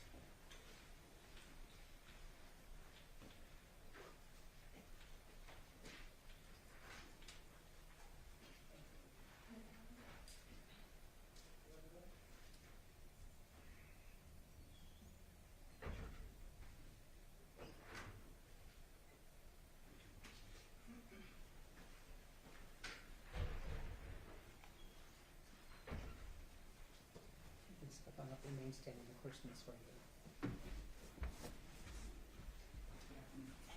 You solemnly swear or affirm the testimony you're about to give in this action shall be the truth, the whole truth, and nothing but the truth, so help you God? Yes, I do. Nancy. Nancy, please state state your full name and then spell it for the record. Elizabeth Lemons Woods. Elizabeth is ELIZ, ABETH. Lemons, LEMONS, and Woods, WOODS. Good afternoon, ma'am. Good afternoon. How are you employed? With the Department of Family Services? And you were employed in that capacity in 2023 as well, correct? Yes. Turning your attention then to August of 2023, did you become involved in a custody matter involving the two minor girls, Tamaya and Janaea, correct? Yes. And the natural mother was Devyn Michaels, correct? Yes. The natural father was Johnathan Willette, correct? Yes. You received information that the primary custody holder of the girls, the two daughters, was the father who was deceased, correct? Yes. And the mother had been arrested, correct? Yes. You were tasked with finding out where the two girls were and where they would be placed, correct? Yes. Now turning your attention to August 16th, 2023, you went to the mother's home, Devyn Michaels, at Porcupine Rim address and removed the girls, correct? Yes. Then the next day on August 17th, 2023, you actually met with the mother, Devyn, who was at the Henderson Detention Center, correct? Yes. And the purpose of that conversation with Devyn was to notify Devyn that the girls had been removed, correct? Yes. You weren't expecting to really have a conversation beyond that, correct? No, I wasn't. But you had a conversation about the homicide, correct? Yes. Devyn told you during the conversation that she had to do it, correct? Yes. And she explained that she was married to Devier when he came back from California in 2021, correct? Yes. She explained that their relationship didn't work out and they were just really good friends, correct? Yes. Devyn then said that Johnathan had wanted to move back in, right? Yes. He wanted something more, but she did not, correct? Yes. Devyn explained that she had agreed with Johnathan to move his belongings, correct? Yes. She explained her relationship with Johnathan was transactional, correct? Yes. And then elaborated that she would have sex with him and he would pay bills, correct? Yes. Devyn went on to explain to you that she was rubbing Jonathan's back and then cut herself off in the conversation, correct? That's correct. So the conversation stopped. Yes. But then, okay. I want to touch on just briefly, what were her emotions like throughout the discussion that you had with her? Was she having physical emotion? Did it seem forced? Anything of that nature? From what I can recall, not much emotion at all. She didn't cry at all? I think she initially tried to, but I don't remember her actually crying. But she initially tried to? Yes. Pass the witness. You didn't know Devyn Michaels, did you? No. Never met with her before, correct? No. You meet her and she's been arrested, correct? Yes. People react to traumatic circumstances in different ways, don't they? That's fair to say, yes.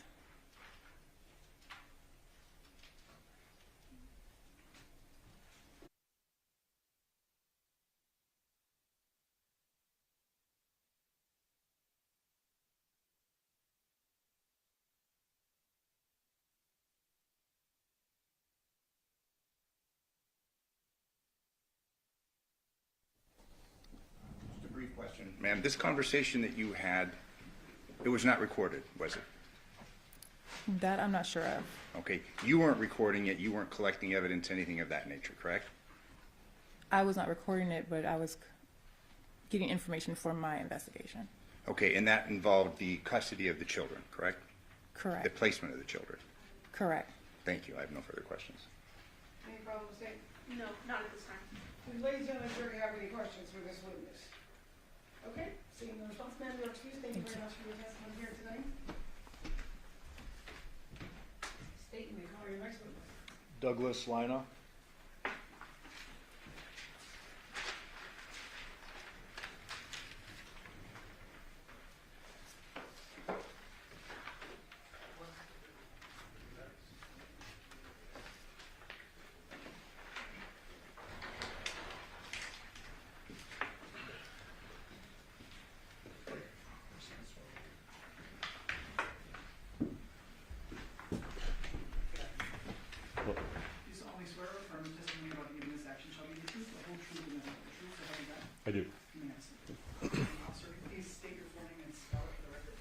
Douglas, Douglas, Lionel, Lynaugh. Thank you. Sir, what do you do for a living? Excuse me. I'm a detective with the City of Henderson. And which unit are you currently assigned to? Robbery homicide. How long have you been with robbery homicide?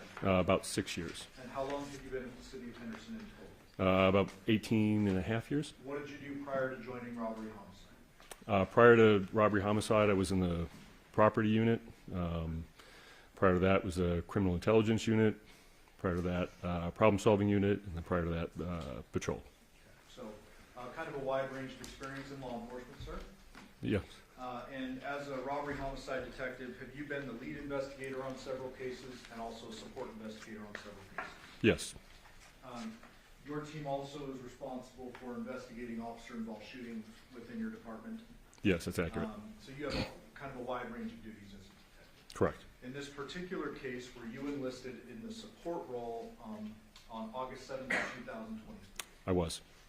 Did you respond to the initial scene? I did. Did you do a little video canvassing at that scene? Yes, I did. And then just some workup on the individuals involved. Okay. And fair to say that Detective Ozawa kind of led the investigation, or he was the one divvying up duties? Correct. Did you become involved in an interview with a person by the name of Devyn Michaels on August 15th of 2023? Yes, that's true. And where did that occur, sir? At the Henderson Police Station, the main station. And on that date, had the defendant already been arrested prior to you making contact with her? Yes. Who did you make contact with her? Who were you with? Another detective? Yes. Detective Rick Christopher. And was that conducted in an interview room at the station? It was actually done in a conference room in the investigative bureau. Was that both audio and video recorded? It was. Was the video recording kind of the primary, and then the audio was a backup? Correct. And in fact, during the video portion, like over an hour in or around an hour in, the video loses storage space, correct? Correct. But you did have an audio backup running? Yes. Okay, so we might transition as we play, Okay. once we get to the end of the video. And Judge, I would move for the admission of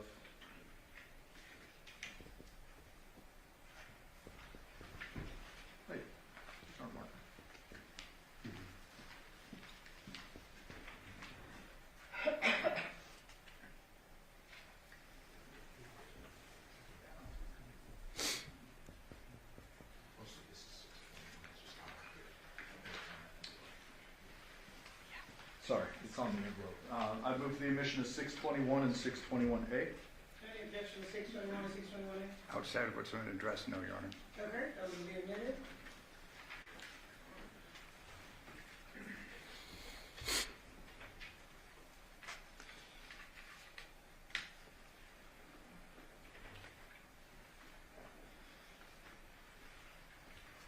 May I publish 621? Yes.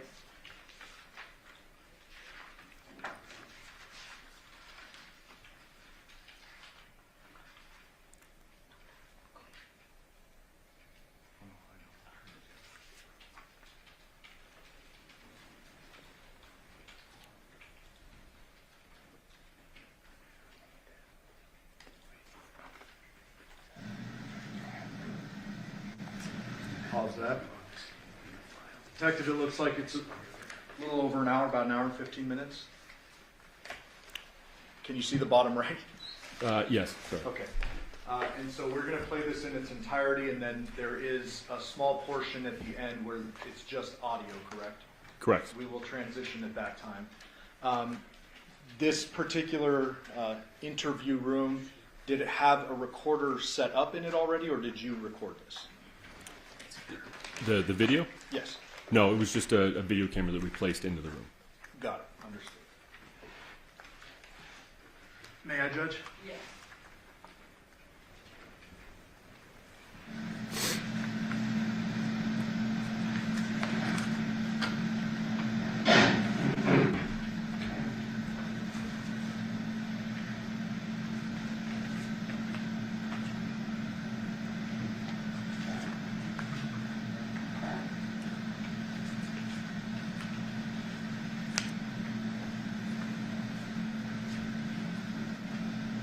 Just gonna skip ahead a little bit.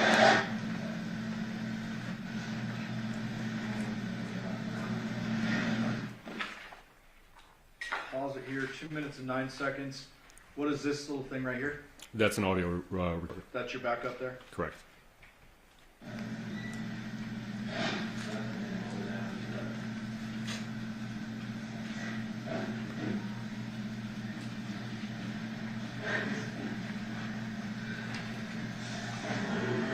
Yeah, so we're going to take your handcuffs off and then we're going to move you front. Okay, so it's a little more comfortable for you. Okay? So just, maybe you guys step forward a little bit.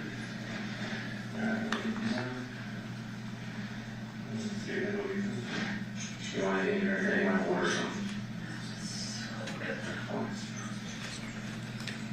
Yeah.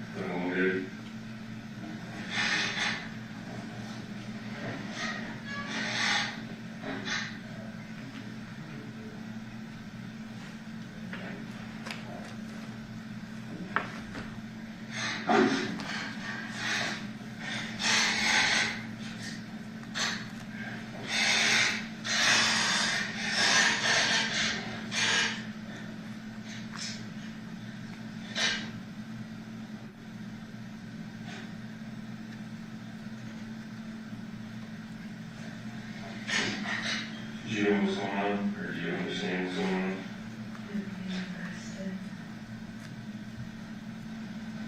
But you understand severity and what's actually occurring. No, because I said I didn't murder Sean. I would say that. We'll get into it and just. This is called it.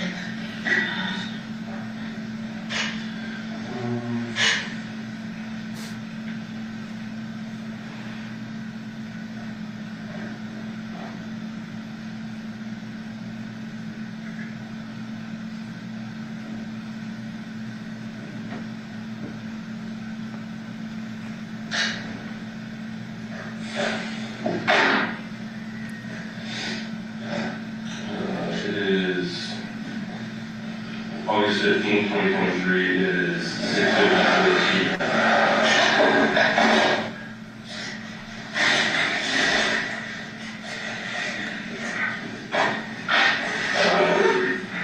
We met once before, obviously you don't remember, but you can't go on so workers and Christopher. Earlier today, you were advised what your rights are. I'm just going to advise you again, just so you fully understand that. Alright? You do have the right to remain silent. If you give up that right, anything you say can will be used against you in court of law. You have the right to speak to an attorney before answering any questions and have the attorney present while you answer any questions.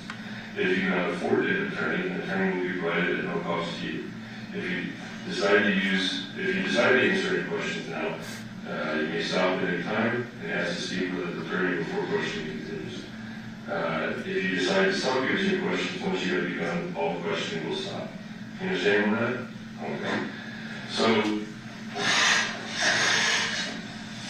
there's been, you've given a handful of different statements and a handful of different stories along the way, and that's just what we're trying to clear up some. Okay? You understand that? So, do you want to start from on the 6th?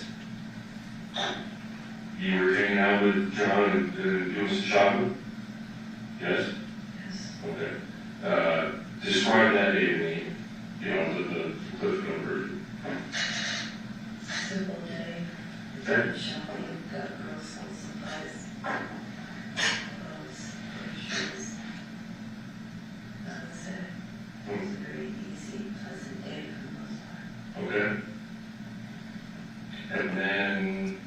at night, John was moving in with you? John was moving the girls' stuff to my house. It wasn't until he had actually moved everything over until I realized he was moving some of his things over. Okay. I'm going to pause there, 7 minutes, 18 seconds. And Your Honor, if I may inquire with the jury, if everyone can hear all the voices? Can you guys hear the voice then? Okay. Detective, you had just asked about John and the moving situation, and is it true that the subject said that she had just learned that he was actually moving in, essentially? Correct. Okay. And you can see 3 people in the room. You are on the right. Yes. On the left is Detective Richard Christopher. Correct. In the center is whom? Devyn Michaels. And do you see that person in court today? I do. Can you please point to that person, describe an article of clothing she's wearing today? Black and white shirt. Would the record reflect identification, Judge? The record shows that. Thank you. I will resume. Had been telling me he was going to move, but that had been months of told back and forth that he hadn't actually moved in her, so I didn't put any stock into it. So when he moved some of his things over, that's when I realized he was actually moving his things. Yes, I remember talking to John about it. Yes, I remember talking to other people about it. But until that moment, it really wasn't something that was going to take place. Okay. Because at one point, a few times, he said he wasn't going to move. And it had happened more than one time, so I just took it as it was. Okay. So you said earlier that you're shopping. You ride with him over to drop off a last load for the night? Yes. Okay. He assisted in his truck. Okay. And you rode with him? We rode with him all day.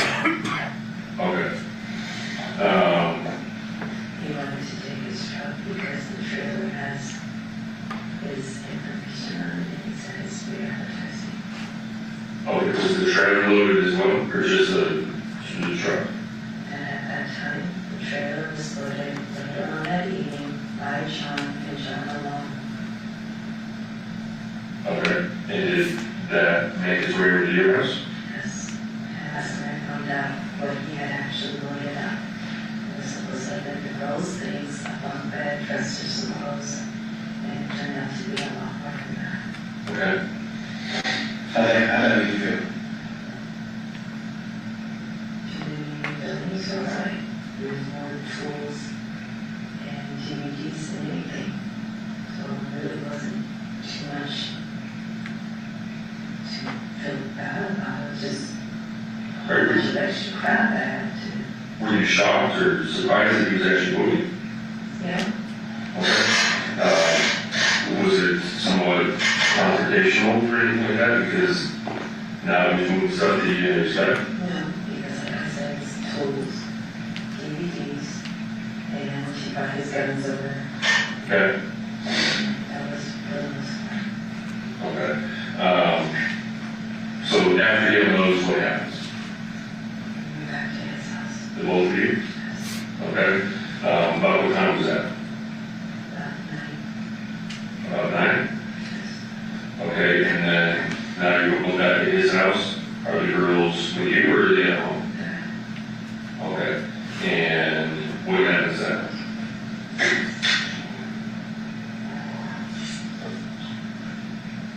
We went to the gas station, had a couple of drinks, some chips and stuff, I think. Went back, John cooked, ate, took a shower. I let her have some more of the girls' small items. In what? The back of the car. That Nissan SUV? Okay. I was at 8. I smoked, drank some more.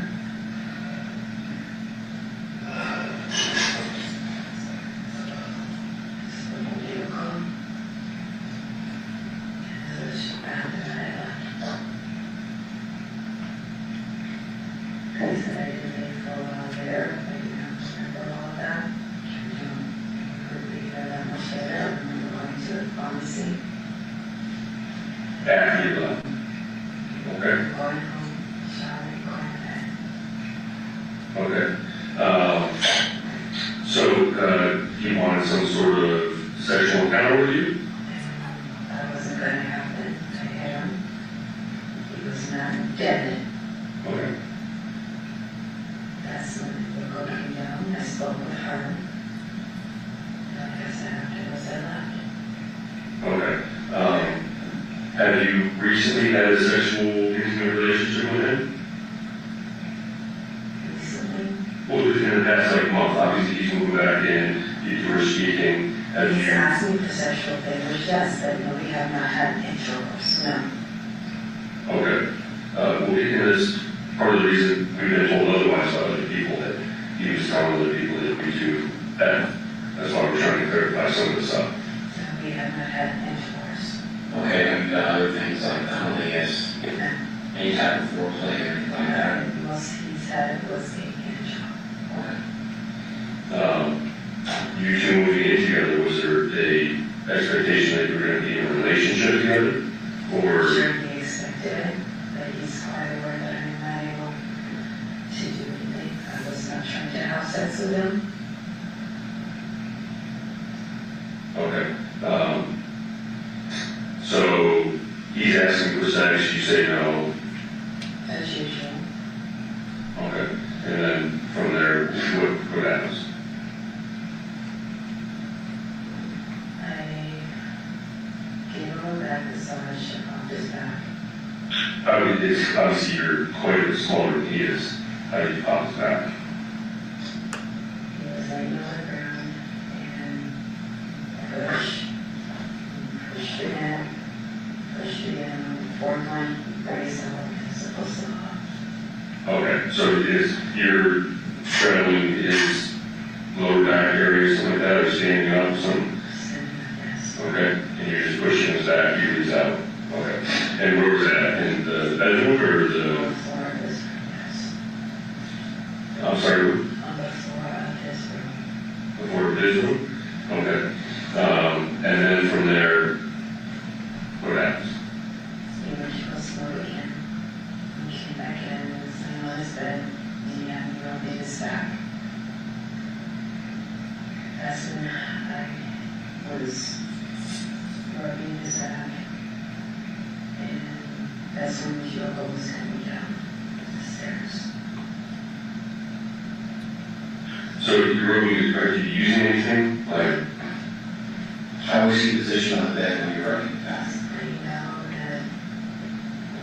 But how, like, is he up next to the headboard? Is he laying long ways? Is he laying opposite of the headboard? He's laying more towards the bottom of the bed. Okay, so let's do this. Have you draw the bed and show us, you see a figure, how he's laying on the bed. So that where's his head in that? Yeah. Okay, so I'm just gonna for you, I'm just gonna say that's the bed and this is the headboard. Okay? So obviously for headboard purposes, these would be pillows, this is where somebody would lay their head. So you drew a line across. Now I want to put words in your mouth, so I want you to correct me if I say something that's wrong. He's laying across the bed, is that right? Okay. Which side would be his head?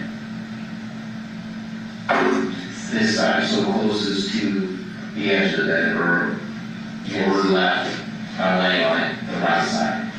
There's like a wall and like a makeshift closet on this side, right? So I'm just going to circle for it. Is that right? So he was laying this way. Where exactly were you while you were getting hit the back rub? this side. So you were on the bed? Yes. Between the headboard and him? Yes. So I'm going to draw an X for you. Does that sound about fair? Yes. Were you on top of him, kind of sitting on his butt, or? Pausing at 1601. Approach. Showing you states 12, sir. Do you recognize that? I do. What does that appear to be? The hand-drawn photo that was just depicted right there. I move for admission of that. Any objection to that? No objection. That would be admitted.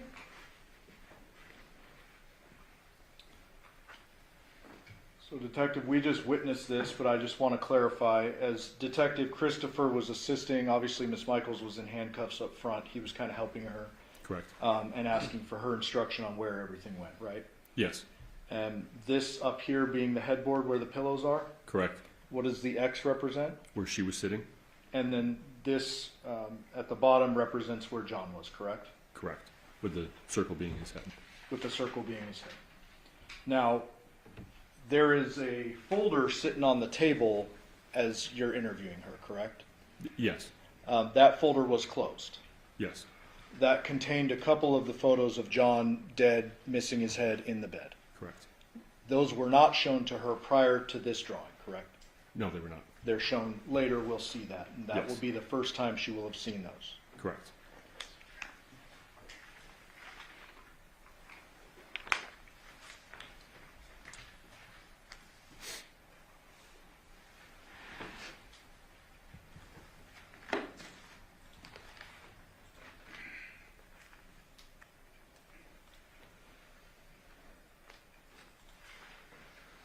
Resuming. Back running, or were you on the side? Any lotions or oils or anything like that? Okay. I mean, just for this instance, did you introduce lotions or oils or anything like that later on? Okay, so just, when we talk about this incident here, not the past or anything else like that, okay? So this is going on, now what happens?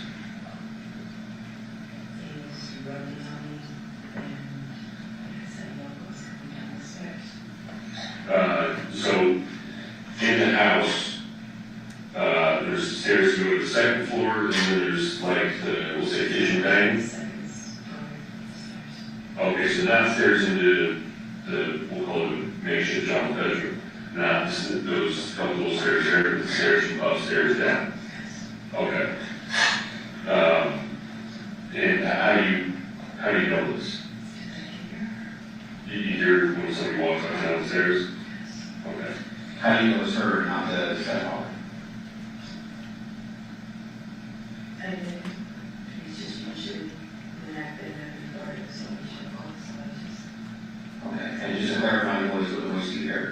This times. Those things. Okay. Have you ever lived in this house? No, Okay.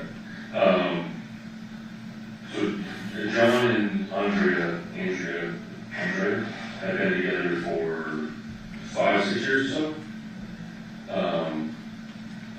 Have you been at this house during that time, before or after? Okay. So it's, how long has John lived at this house? I know his parents have been there a long time. off and on for years. Okay. And we was living there. We separated and moved out. Okay. All right. So you're giving a massage. He's face down. You said he's rubbing on you? Yes. Okay. How's he doing that? Like, Yes. was it? Trying to reach backwards. Is he saying anything to you? No, just he said it feels good and he's happy. Are you replying to any of that? Are you saying anything to him? No, I'm just kind of a bit back. Okay. I don't talk so much. Does he, where does he marry at that time? He had his boxer shorts on at that time. What color were his boxer shorts? Either black or a darker color. Darker color. Okay, so nothing else but just boxers. Okay. What's on the bed? Comforters or anything like that, you know? I just like his Like, do you know what the blankets look like? White blankets? Okay. Is his head resting on the bed, or is it off the bed? It's on the bed, okay. So it's, obviously if he's talking to you and stuff like that, his face is in the bed, is that what you feel one way or another? Okay. He's rubbing on you, or is this making you upset or uncomfortable or something? Visually to bother me. Okay. What bothers you about it? That he's still pursuing sex, you know, like, maybe kisses me, I turn away or anything like that, he's still trying to kiss me. Well, but you're still giving him a back rub, correct? Because I know he has some girls, and I don't can keep him from me to a point. Yeah, he can keep him away from me, but she has been before. You love your girls, don't you? Very much so. With all your heart? Yes, not to murder. I didn't say that. I'm just asking that you love them with all your heart. That has nothing to do with her. Sorry.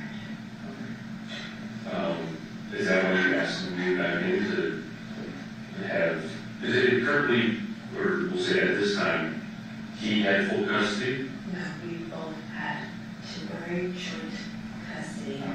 He filed to get sole custody, and he never showed up, so his motion was denied.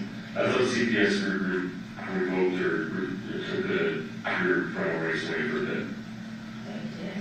Okay, that's what I'm referring to. And that case was closed, and we had temporary joint custody. And he was supposed to file custody, and he never showed up. When was that? That was in April. Okay. So his motion was denied. Okay. That's where it left it. Both had temporary joint custody. He had physical custody of the girls. Okay, so you had legal custody, legal joint. Yes, sir. He had physical custody. What was the visitation like? Based on CPS, I was supposed to see the girls for supervised visits for therapy sessions only. And he never enrolled them. I enrolled them, and that was it. And he said he didn't want to go to the courts anymore. We're going to be one happy family. And we were actually working towards it. We were not perfect, but we were getting along. You kind of smirked a little bit while you were telling that story. What kind of brought that emotion out? Because when it was all said and done, when he needed something, I was helping him. No matter how much he did something, I was helping him. And everything said, thank you for helping me, thank you for helping me. And it's like, I was literally trying my best to put it back together with my family. Go back to your family or your girls back? Because my girls wanted everybody to belong. It was like, Your girls? yes, sir. Not what you wanted. Understandable. So you said the CPS case was closed down Yes, sir. Back in February. back in February? Yes.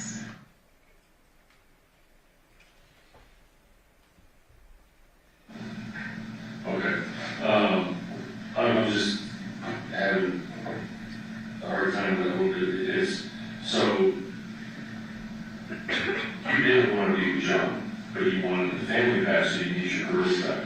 I didn't want to be in a physical, sexual relationship with John. Me hanging out with John was fine. We got along well enough for that. Like, we went on picnics together, we did all of the shopping together, we watched movies together. We got along just fine for that. Okay. But you mentioned that he could keep your kids from you. How would he do that? Because he had the physical custody of them. That's all. I had legal joint, but he had the physical custody. So like on Father's Day, he got mad at everyone and said, F this, go pack up the girl stuff, bring it back. So ultimately he had the upper hand on you. So he's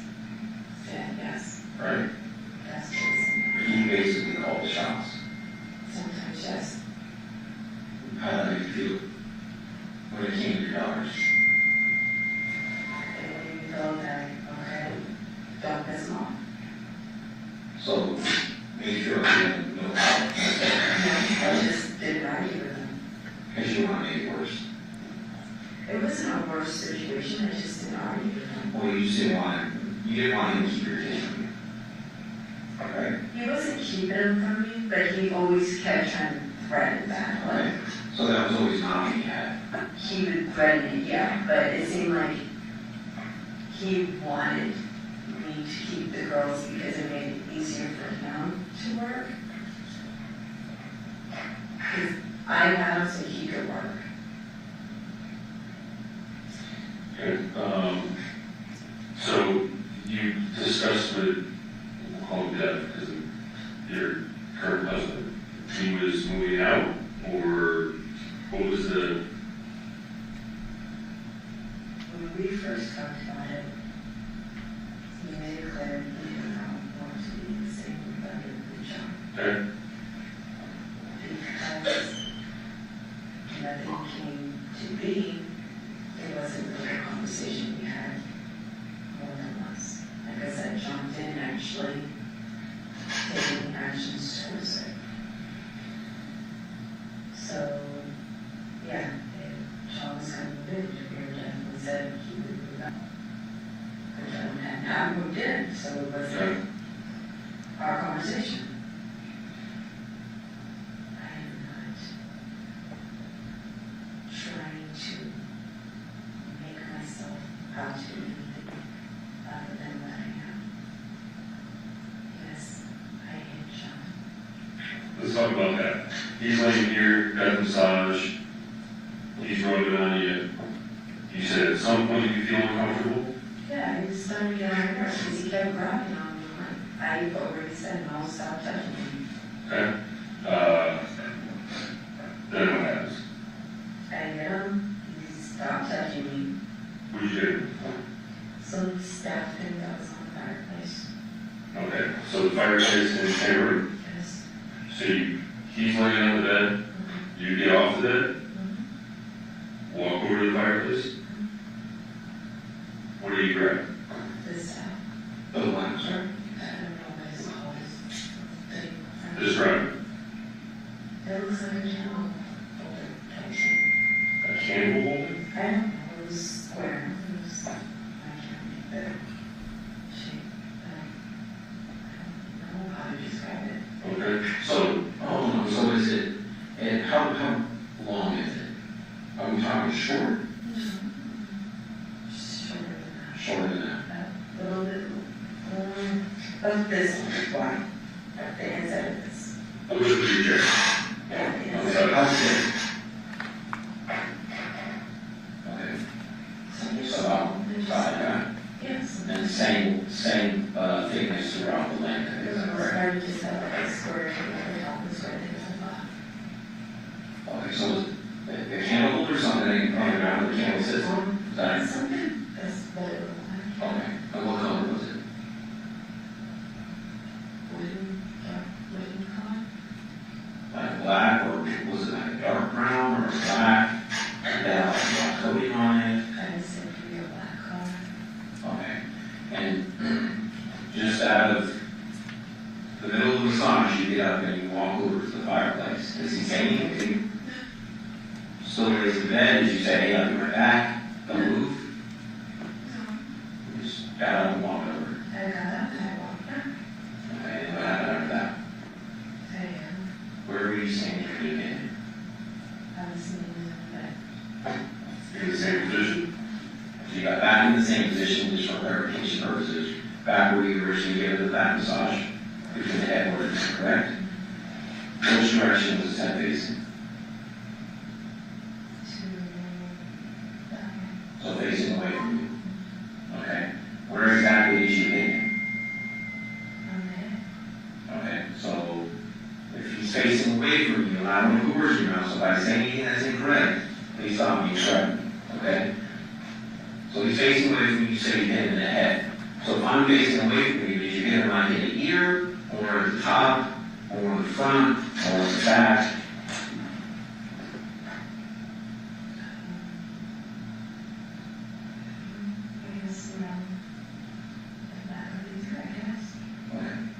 Well, you can't, yes, you were there. Right? I'm just not positive where I actually struck it, so. Okay, so that's fair enough. So there's no nice number. Correct? Is that correct? Yes. Okay. Is there a light on by indication? So is there any ambient light whatsoever coming into the room, or is it just pitch dark? It's dark. It's dark. Okay. So how do you know what you grab when you walk over to the fireplace? I'm just going by whatever. Okay, what was that? So you've been somewhere around a year or something like that. You believe, correct? Is that safe to say? How many times did you hit him? One. Okay. How hard did you hit him?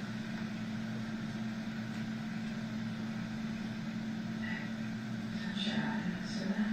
Okay, so As hard as you could, like, did you use all of your hands? Okay. One hand, two hands, right hand, left hand, My right hand. your right hand. Okay. Did you say anything before you hit him? Stop. Stop. Why did you say stop? He just kept touching me. Okay. what does he say? So he stopped moving. But he's still breathing. Okay, so you hit him. He's still breathing, but he completely stops moving. His hands stopped moving, yes. Okay. Did he say anything else after that? That's when I heard local and Okay. And what did he say? Or excuse me, what did she say, or what did you say? we were just talking about everything, and she was asking me about, can you help Sean give me some money for the insurance, and he hasn't paid this, and also. Okay, did she want to go talk to him? So how did you get her to go back upstairs? I didn't get her all that, she walked upstairs. Okay, so why did she come downstairs? She went into the kitchen, I didn't tell her to come downstairs, she came downstairs. Why did you go and talk to her? Because they were in the kitchen. So you just figured you see her walk in and just have a conversation with her? I didn't know. Okay, what happened after she went back upstairs? I had my stuff in the car and I left. You put what stuff in the car? My bag. Okay, where'd you have the bag? The keys, my phone and stuff. You talking like a purse, or you got like a personal It's like bag? a backpack, yes. Like a purse. Okay, the line. Okay. I've seen your house, things are decorated and stuff. I think if you walked over and grabbed a candlestick or something that resembles a candlestick, you would understand what that is. Right? So, what did you actually grab? I don't know what it was, I said that's what it seems like. I don't know what you call it because it wasn't in my house. Okay, so where did you do it? It was on the bed or on the floor. I don't know, I gotta have that. Okay. You did. Well, that matters. Let's try again. Okay, this shit's about to get real. Okay? I'm gonna explain something to you. There's about 40 years of law enforcement experience in this room right now. And that doesn't include you. Does that make sense? Okay. Don't play the what's going on, okay? Okay, well, I'm just being direct with you. Alright? We're talking about your father's kid, or the father's, your children, is no longer here. And you were the last person that was with him. You were the last person to use force on him. Does that make sense? So the shit's getting real. I'm not trying to be disrespectful to you, but the games are over. And you should look at that picture, because that's the last position you saw him in. And that's the position we saw him in moving to that house. Does that make sense? So cut the shit, and let's get down to the nitty-gritty, and start answering some questions for us. Come tell us the same bullshit that you told Detective Rosado. You have your rest of your life ahead of you right now. You have a big decision to make right now. A huge decision that can ultimately affect your two little girls. The whole time that we've been sitting here having this conversation with you, you've had this defeated look. The single word one of two ways. When you write this report, we're going to say Devyn was non-remorseful, not even emotional. Sir, You don't have to call me sir, all right? We're beyond that, all right? It's Rick Christopher, okay? My apologies, because I assumed that he introduced myself even though I wasn't in the room, all right? So as we move forward, my question to you before we even get into details is if there's no light in that room, you described something to me that you picked up. So there's only that is one thing. When you left, you took it with you, or you hid it, you saw it in light. So somehow there came light, and you saw an object. Because we know it was not on the bed, and we know it was not on the floor. So that's the stuff that I'm talking about. Does that make sense?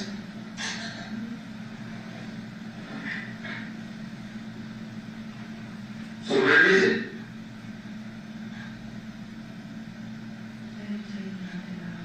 Okay, so where is it? Where did you put it? Where did you put it?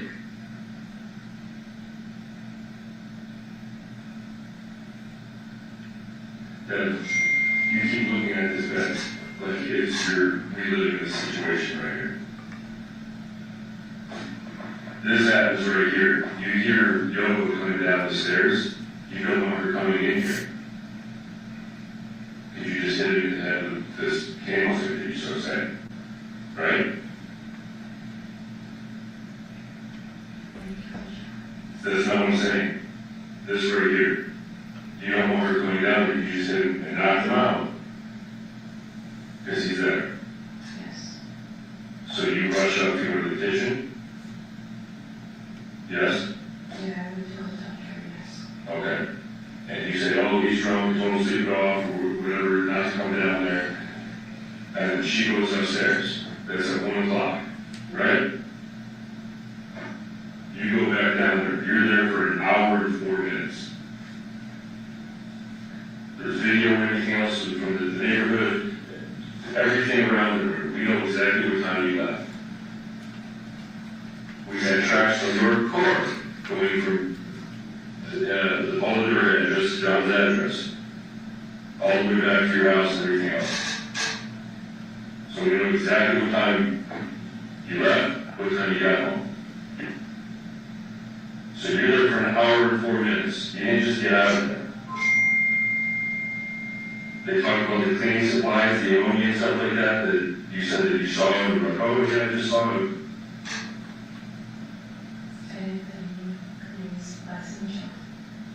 Okay, who is that? I don't know anything about cleaning supplies in John. She did ask me. I don't know anything about that. And I just said that before. Okay, so you saw the cleaning supplies? Yes, there were some on the floor by the bathroom in the washroom area, yes. Okay, so John's right here. You hit him. He lays there. You go out. Now we have an hour where you just don't remember what happened. What did you go back and have him do?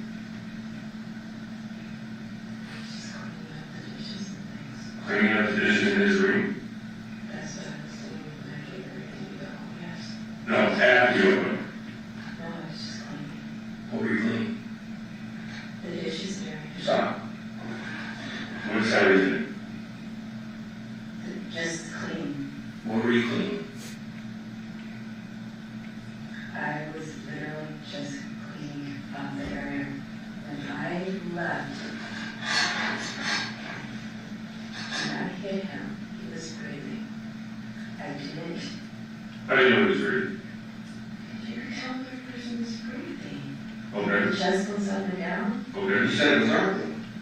You could still know when someone's breathing. In the dark. It's not pitch dark, but yeah, it's not. So you can't see an area on his head because it's so dark, but you can see his chest moving? You can't see what you grab off the shelf because it's so dark, and then you walk over, but then you can see him breathing? Yeah, you could see some person breathing. Your eyes can adjust. Oh, then your eyes should have adjusted before all of this, too. I just don't know the exact spot. Okay. You asked me and I said I'm not So positive. right hand or left hand you use?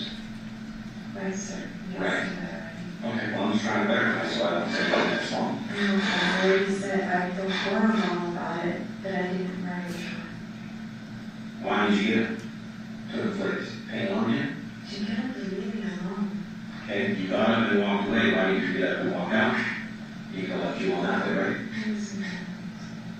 Why do you say that?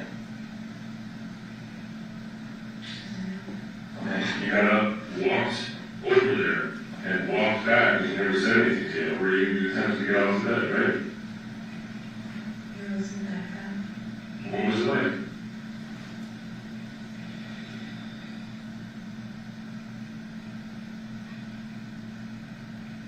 What was it like? So, you mean to tell us you hit him in the head, right there where you're showing this, and he doesn't move from there? But I didn't take long, because I wanted to make sure he was breathing. Okay, so you hang around for an hour and 4 Not an minutes. hour, I did not know I was there. Okay, it doesn't matter if you know it or not, you were there. You were there for an hour and 4 minutes, hanging around with somebody you just hit in the head to make sure that they're doing okay. Do you call an ambulance or anything? Do you go over to physically touch him or check out or anything? Yes, I did touch him. Did he say anything to you? No, Why? because he was unconscious, Did you ever hear a ventilate? still breathing person. Who was unconscious? From law enforcement to that. Don't look at like those two questions, it's a valid question. Did you roll him from his back to his roundabout? How did you check on her? I just felt him when I felt he was breathing. Okay. But when I saw him, he was breathing, so I thought, okay, it's all right. Okay, so you're hanging out in this room for an hour. No, you aren't. Unless you're running around, going back inside and outside of the room, but that's what you're doing? Okay, so describe to me what you're doing during this time. And don't say clean. I don't know, I just kept moving around. I just kept moving. Just kept moving around. Is it because you were in a panic? So I guess Understand? That was on you. Okay, why are you in a panic? I was afraid that I actually just hurt him, maybe didn't want to, I don't like that. Okay, let me ask you this, were you in a panic because you knew you hurt him and he was in severe life-threatening injuries? No, sir. No. Please. I really want to ask you, because I've been doing this too long to understand what went on. So, it's fine. You didn't know him. Okay, explain. That, and then he would be the nicest person in the world, Okay. and then try to do everything he could to help him. Okay, so you have some resentment towards him. Yes, but it wasn't for me, it was for my daughters. There's going to be some dislike towards that person. I understand that. That's reality. I get that.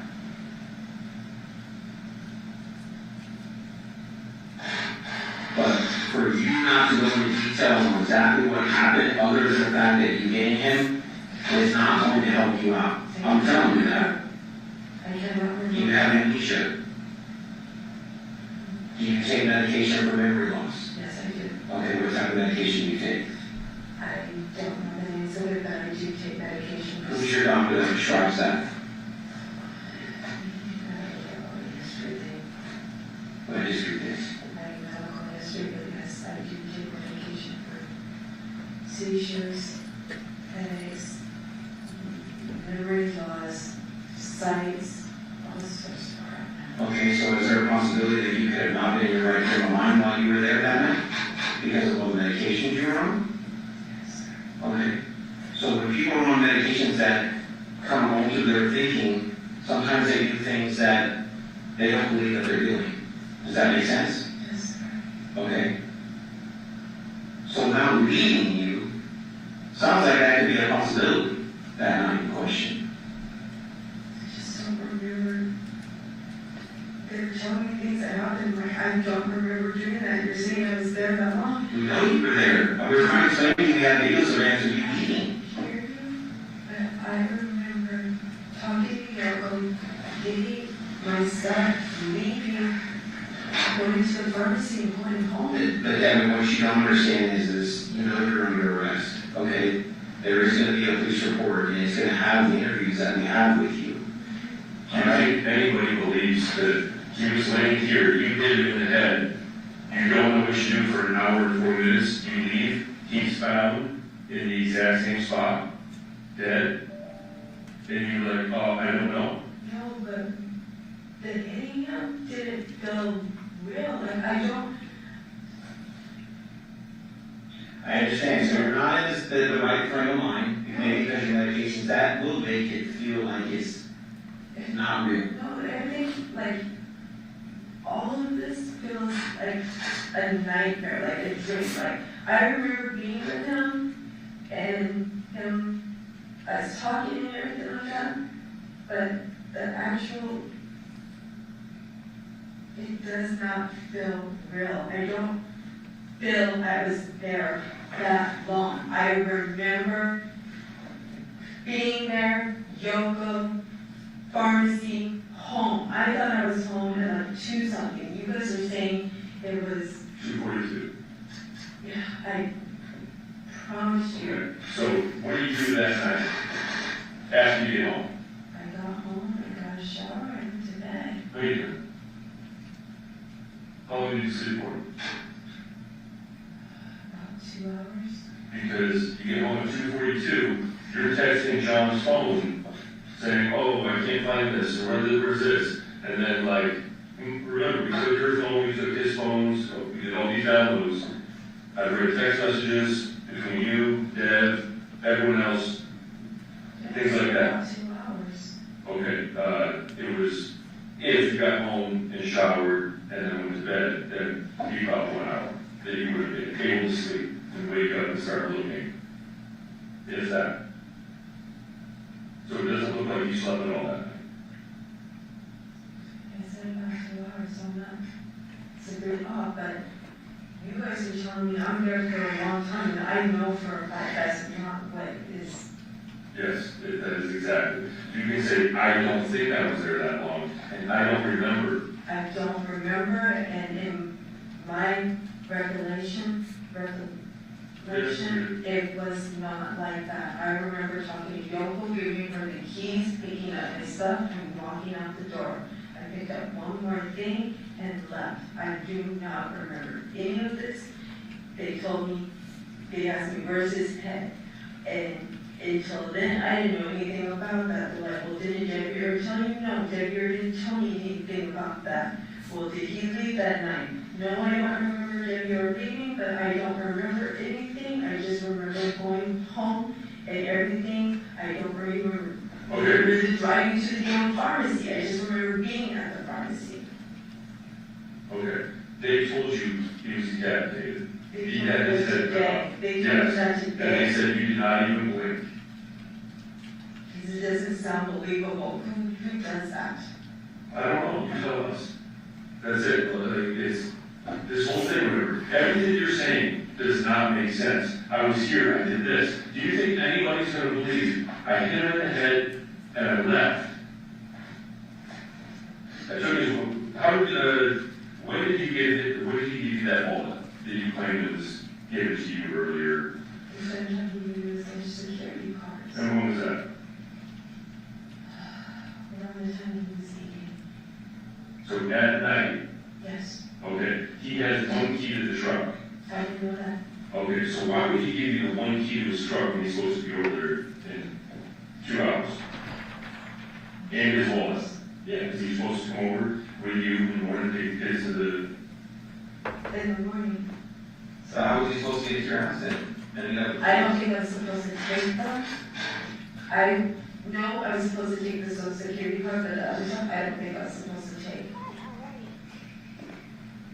Why were they in your underwear or wrapped up in other bags? Because when he gave them to me, I didn't realize what I was taking, and I just put them away and said, keep them safe. That's not normal. You just said when he gave them to me, you're like, I don't think I was supposed to take these. No, I said in hindsight. I literally said in hindsight, I don't think I was supposed to take those. The Social Security card he gave me, the other cards he gave me, you can see that on the surveillance camera. He hands me the card, but those ones, I don't think I was supposed to take them out of the house. I think I was just supposed to put them up, and then in the morning, he was supposed to go and get them. That's what I said. In hindsight, I don't think I was supposed to Well, why did you wrap them on the bag and put them hiding in your dresser drawer? I wrapped them up. I don't think I was supposed to bring those with me. You're not answering my question. Why were they wrapped up in plastic bags and put in your underwear I drawer? wrapped them up right then and there in front of them. Why didn't you just put them on your dresser? One tied, another tied, another tied. It wasn't like one of them tied. It was repeatedly wrapped over and over. This was a thoughtful process. Put it in there, tie it up, put it in another bag, tie it up. Right. Like I 8 said, times. I didn't realize what I had at the time. And he's saying keep them safe, so I'm wrapping everything up and I'm hiding it. For what reason? I don't know. He didn't say anything. He gave me this. He says keep it safe. It was the social security card. The Social Security card was in your black backpack. Right. I didn't even get a chance to put that away. So you take that, put that in this not safe spot. The only thing that he asked you to keep safe, you keep in your backpack. But the stuff that you were not supposed to take, you wrapped up 8 times, 8 separate times in a bag, in bags, and then hid that. No, do you not understand? No, I don't. I got home. It was late. I showered. I went to bed. That was it. In the morning, I would have sorted through everything. I would have talked to John, and everything would have been figured out. None of that makes sense. If you None of it said, makes any sense to me at all. okay, if you expect anybody else, a jury, a judge, or the general public, to believe anything what you're saying, No, because I don't understand any of it. You guys are asking me questions about everything. What does that look like to you?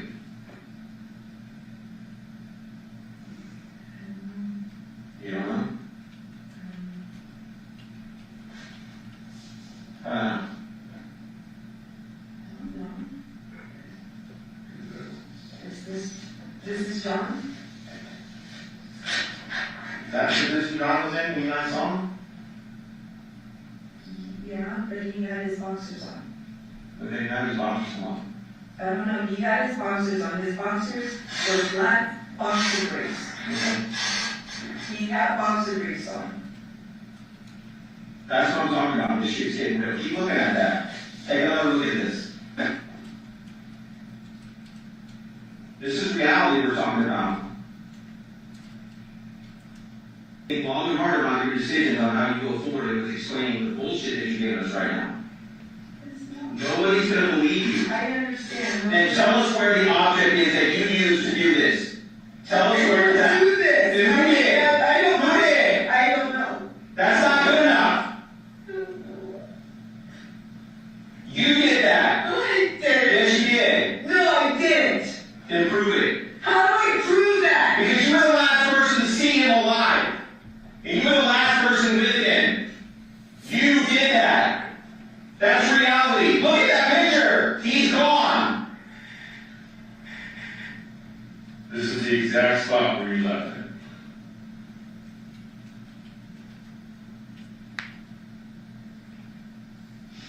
What do you think? People are going to see this, and what do you think they're going to think of you?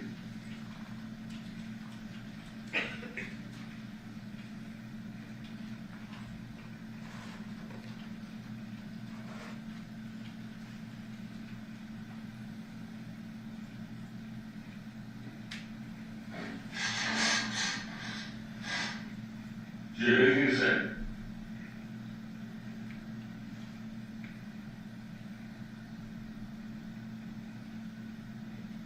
This has got to be eating you up.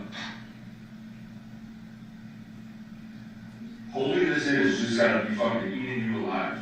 You have to be going nuts. For the sake of your daughters, tell us where the weapon is at so we can recover it and there can be some closure for your 2 daughters when they grow up for the rest of their lives. You owe it to them. That is their father. You owe it to them.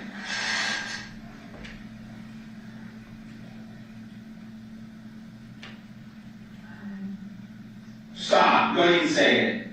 Stop. It's not good enough. Tell me something that I can go research to know that you didn't do this. Give me some evidence that I can go follow up with so I can help you in front of a jury. jury of 6 or 12. Look at the photo.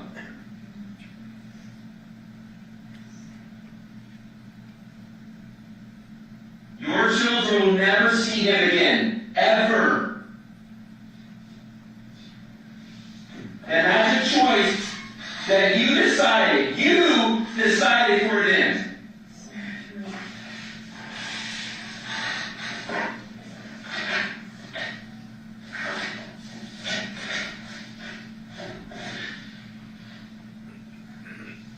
That's the exact spot where you said he's at, right? You left him there. You hit him in the head. He's unconscious, not moving. But there wasn't this much blood. When I left, he wasn't bleeding like that. No, this is because it empties out after you cut his head off. I cut his head off. Well, you did. No, I didn't. Okay.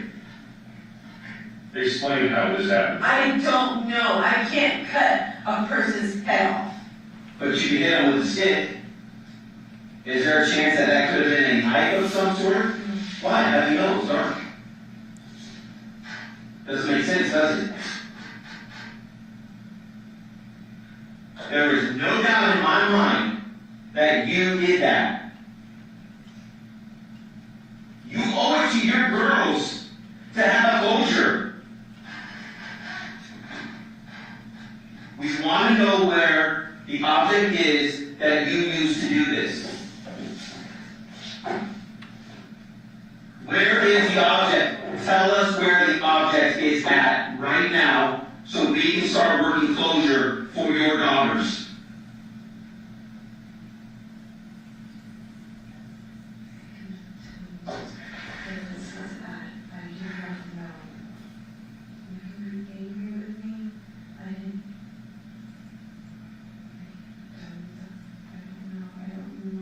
Do you expect anybody to believe that? Listen, just listen to that. Listen to exactly that, what you just said. I don't remember. I don't remember. I wasn't there that long. We can prove 100% you were there that long. You remember everything else. You remember going to the CVS, gave your daughter's prescription, getting home. Oh, I showered. I started looking for school supplies. I started doing all this. I remember everything except the hour and 4 minutes after I cracked him in the head. His cell phone is at his house. You leave, drive back to your house. His cell phone now gets back to your house and has blood on it. It was not left at your house.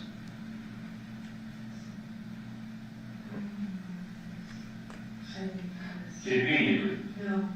Yes, conveniently. No. There's no possible chance that you would forget hitting somebody, cutting their head off, going to dispose of this.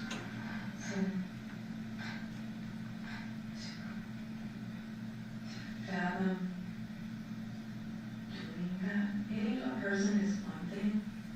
Yeah, it is. But to do this is something completely different. Believe me, I know. That's why you're sitting here. You sat here this whole time and made these faces and stuff like that, not to shed a single tear. I've been crying all damn day. Really? Yes, I have. Okay, because they said when they showed you and told you that he was decapitated, you didn't even blink. They didn't show me he was decapitated. No, we just They did. told me. We just did. I don't know how to feel about this. This is disgusting. It is utterly disgusting, and you're telling me I did it. No, I didn't do this. You did this. We're beyond that. No. Well, you can be in denial all you want. That's not going to help you. You can deny it all you want.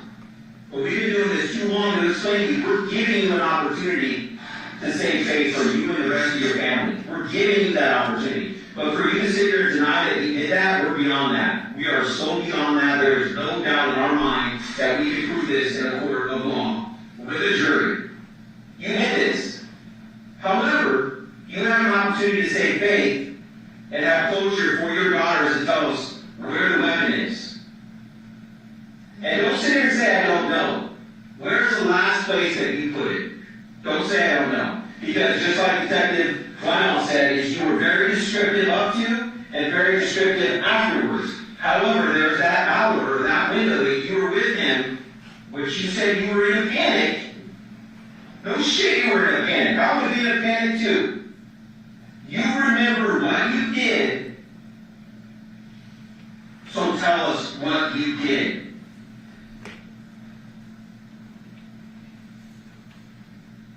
I know it's weighing on you. I can see it all over your face. You're gonna feel better once you get it off your chest. Nobody is here to pass judgment on you. Not a single person.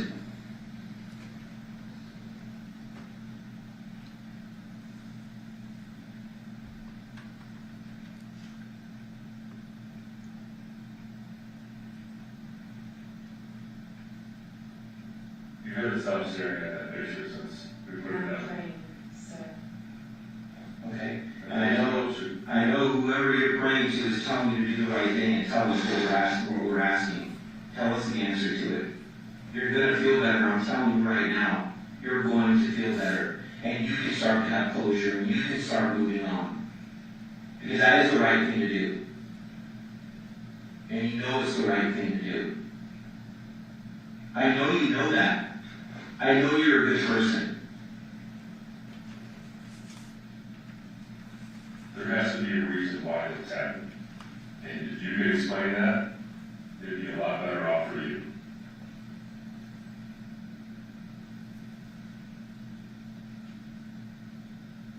And look at me.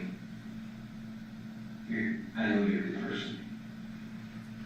And listen, look at me. I know we can't change this. I know we can't. Nobody can. But you can do the right thing and close it the right way. You truly can. I know you can. You are a good person. Do the right thing.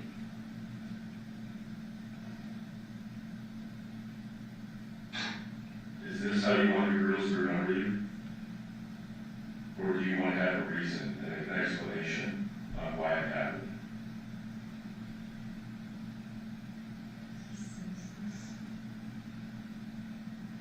So why?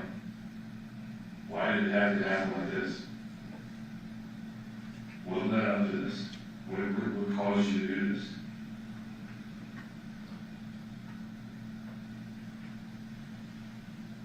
Did something escalate in this room, or did this room pass, or what? Why did this happen?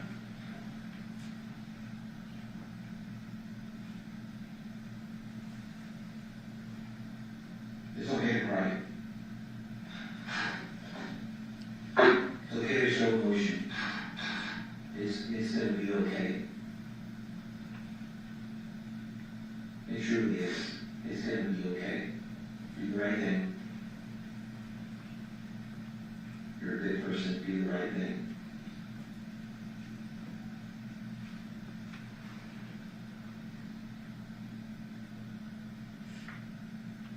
We're going to get through this together. We're not against you by no means. We're going to get through this together, but you have to help us. You have to help us, allow me to help you. You're a good person, Devyn. I'm telling you, I know you are. You're not a monster. You're not a bad person. But you need to start doing the right thing right now. This is where you change things and make things right. This had to have a reason.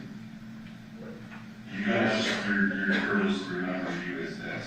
Let's take the reason out of it, okay, for right now. Okay? Where is the object? Just tell us where the object is. That's all we're asking. Right now, let's take small steps. And please, I'm begging you. I'm trying to help you. I'm sincerely trying to help you. Don't go down that road. It's not fair to you or your kids.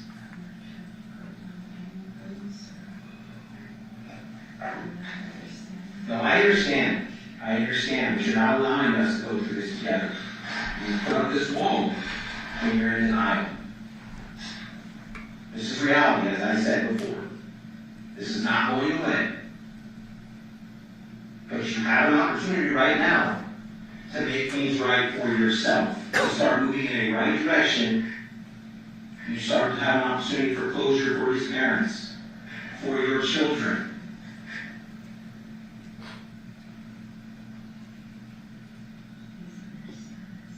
understand what.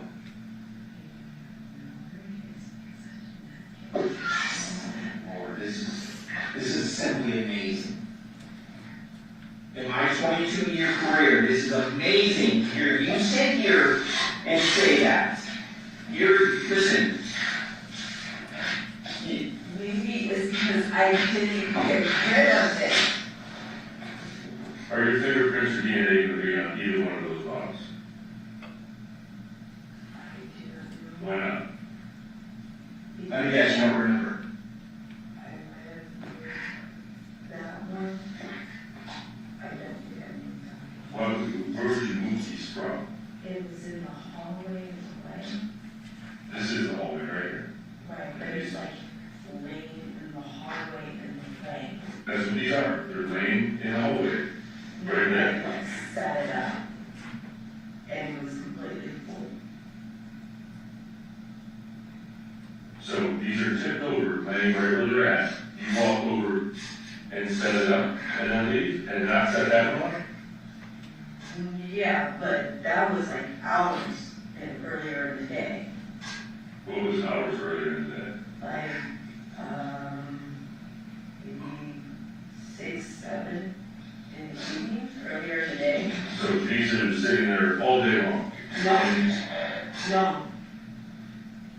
Yes, these are there the next morning. You're just claiming that these are in the hallway in the way. They're in the same spot where you just said. Right, but it was not like that. Well, I'm not sure where this is. Okay. So, you got this same bottle over at your house? No, you don't? What is this? So you don't even know what it is, you're saying no? Soft shrub? Soft shrub? Yeah. So you said no. You don't have that at your house? Sit on top of your washing machine. That is? Yeah.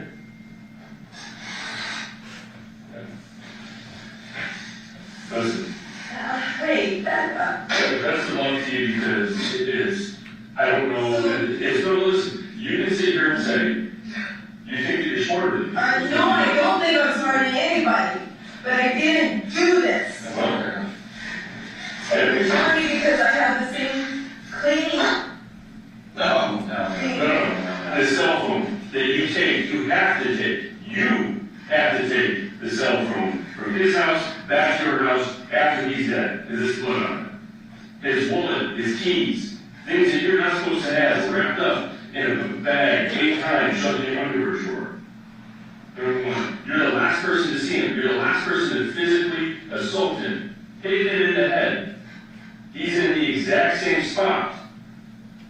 You remember everything from him handing these debit cards and EBT cards and which specific gas station and this and that and going to CVS and getting covers this and the school and he's supposed to be here at 5 a.m. or whatever time to go do all this stuff with take him to school and this and that. Or did your girls go to school that day? I tried, I couldn't get him. Why not? Because John wasn't there. Because your kids aren't registered for school? Because your kids aren't registered for school? I needed to register. Why does he have to register them? We both have to register them. No.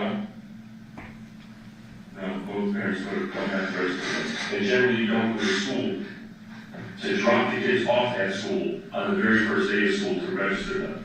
Yes, John was supposed to.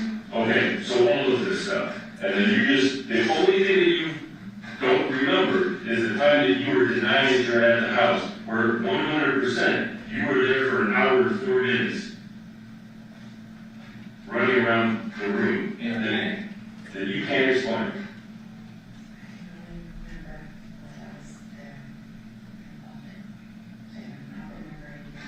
Okay, that's all I do. Good luck with that, because that is not going to fly. But I think we're done. Absolutely. And your girls are definitely going to take you because you can't even have the audacity to give them closure. Shame on you. That's terrible. Get out of here, little kill me out of this! Oh, so there's I didn't do it! There's some anger now, huh? I told you from the beginning I didn't Is do that it! how you feel against him? No! It's not how I feel against him!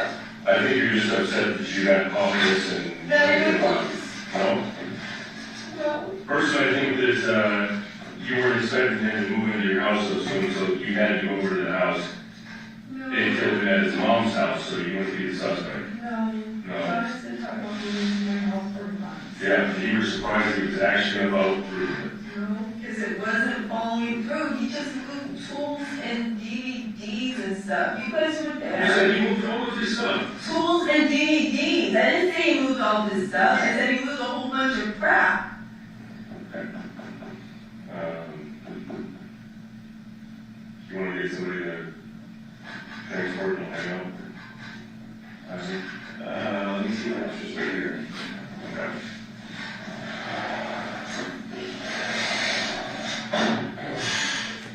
Do you understand that it does not sound even feasible? No, just answer my question. You explained everything except an hour and 4 minutes that after you hit it in the head, that you don't remember. Yes, because I had nothing to do with it. That's not answering the question. Yes, I said yes. So if that's not feasible to you, how would it be to a jury or the general I public? didn't say it wasn't feasible to me. I didn't. Oh, it's feasible. You remember everything except the hour and 4 minutes after you hit somebody in the head. That's what you're saying?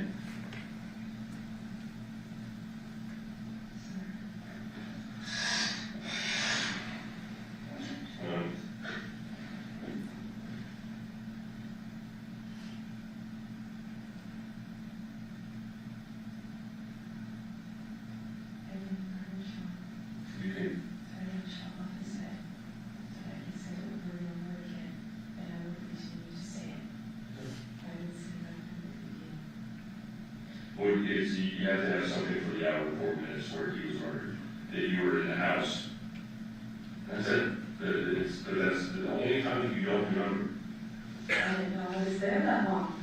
It doesn't matter if you know. That's what I'm saying. I don't remember being there that long. I didn't know I left. Okay, so is it possible you did it? You don't remember? Yes, sir. It is very possible. Okay, how? Have you had moments in the past where you've Yes. done stuff where Yes. it's happened? Yes, there's things in my past where I cannot remember. And yes, I have talked to my doctor about it. Yes, they're trying to figure out what's going on with me. Yes. Okay, you don't have to tell me if you don't want to, but what is wrong with you that you say that I don't know. They're testing me now. I went yesterday. For whatever reason, my brain tingled and then I blacked out. And I literally have it on documentation from the doctor, and they were trying to figure out what's going on with me. Okay, do you take Xanax or benzos or anything like that? I have a whole bunch of pills. Okay. And I don't know what they are because they're about 20 different syllables, and I don't know, but I didn't do this. I know I'm... Ever been diagnosed with mental illness or? No. No. They were just testing me for everything. I just did an MRI, an EEG. They were doing a whole bunch of other tests. But yes, the last thing that has happened to me, I remember my brain starts tingling, and then I would wake up. I don't remember doing any of this. I know I don't remember being there that damn long. I remember getting my daughter's medication. I remember being home. I don't remember even hitting him like that. I know he was pissing me off, so I hit him, but it wasn't anything where he was dead. He was breathing. He definitely had his head on him. You guys are trying to say I did all this stuff. I did not. You don't remember, is what you're saying. You don't remember doing any of this. Okay. So that's it. There's a possibility you did, but you don't remember because you were blacked out. Sir, I'm not a murderer. I'm not an evil person. You guys are telling me that I did all these things, and I'm like...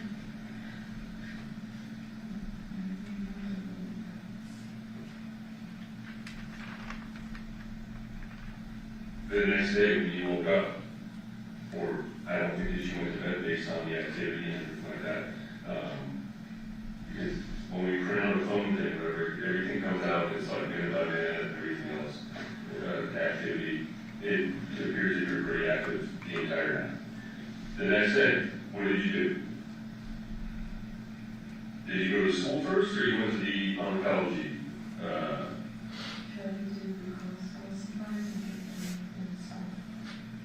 So you drove to the school? Yes. Did you go to the oncology appointment first, or the school first? School first. Okay. And you got to the school? Yes. Who did you talk to at the school? The school staff at the school. And they said I can register, I had to turn in some paperwork. Okay. So I went to my apartment, asked the detective to call me. And I done that, talked to him. She tried to get the paperwork, turned it in.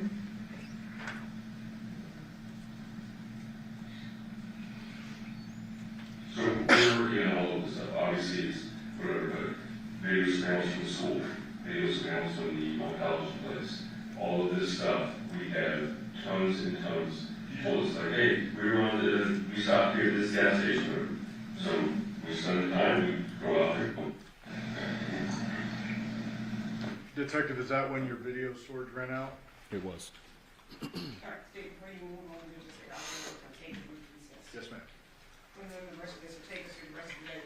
During this recess, you must not discuss or communicate with anyone, including fellow jurors, in any way regarding this case or its affairs, either by voice, phone, email, text, internet, or other means of communication or social media. You must not read, watch, listen to news or media accounts or commentary about the case. You must not do any research, such as consulting dictionaries, using the internet, or using reference materials. You must not make any investigation, testify the case, recreate any aspect of the case, or in any other way investigate or learn about the case on your own.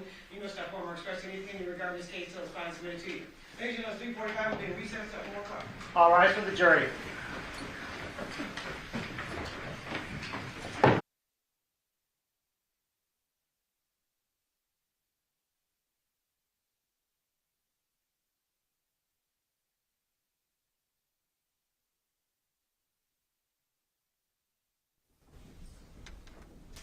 Please be seated, Your Honor. The jury's all present and accounted for. We are back on the record in C-37723, Montana State County versus Devyn Michaels. And the record reflects that Ms. Michaels is present with the lawyer, Deputy District Attorney on behalf of the state. We will require speakers to presence of our jury. Yes, Your Honor. Yes, Your Honor. State, hearing your question. And Detective, you indicated you had the backup recorder going. Correct. I'm gonna just play the audio, hopefully around the same time where we just left off.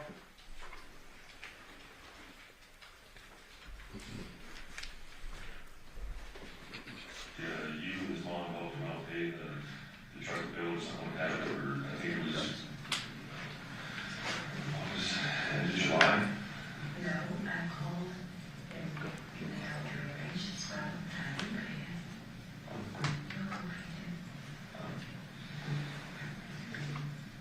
Obviously, he's got some money issues and not really contributing a lot, it seems like. It seems what he really contributed was with the EBT card. I apologize, Detective. I'm gonna have to back up a couple minutes there.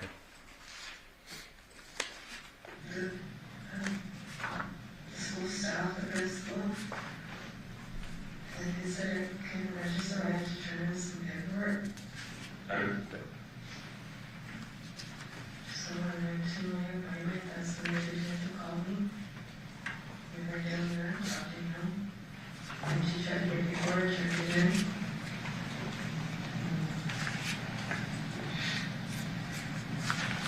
So we're working on all of this stuff. Obviously, it's whatever, but video surveillance from the school, video surveillance from the oncology place, all of this stuff, we have tons and tons. He told us, like, hey, we stopped here at this gas station. So we spend the time, we go out there, we get video surveillance from that place.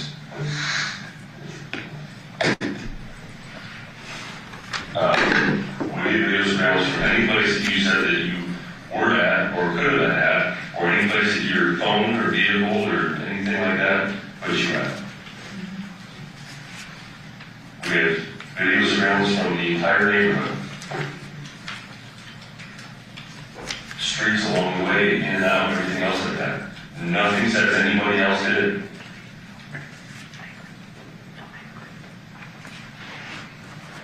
And the difference inferences where we're at here is a lot of it looks like it's planned. There's cleaning supplies, there's this, it's the last, one of the last things he's supposed to be at home, the cameras are taken down. It looks very plain and methodical. Or is it something that happens and, hey, I got angry, he was touching me, this and that, whatever, I hit him, went too far, and ended up with this. That's the difference. And you just saying, well, I don't remember.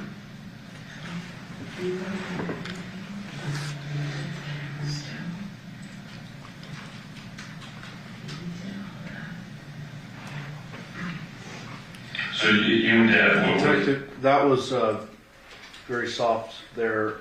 You're asking about the camera that she says he took the cameras down, meaning John? Yeah, he took the cameras down and he did all that. Conversations that he had about any of this stuff.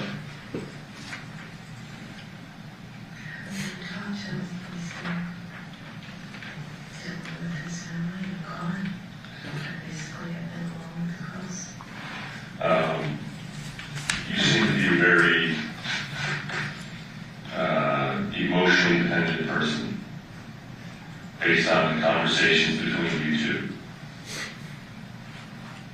Would you characterize yourself like that, or is that, you don't feel like that?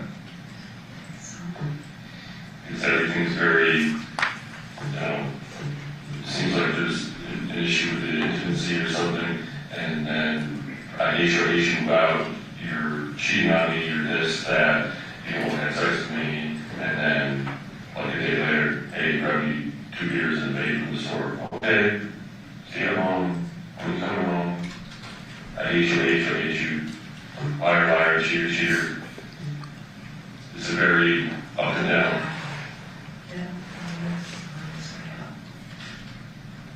I think on the third you told me you wanted a divorce. Yeah. It's just fed up, or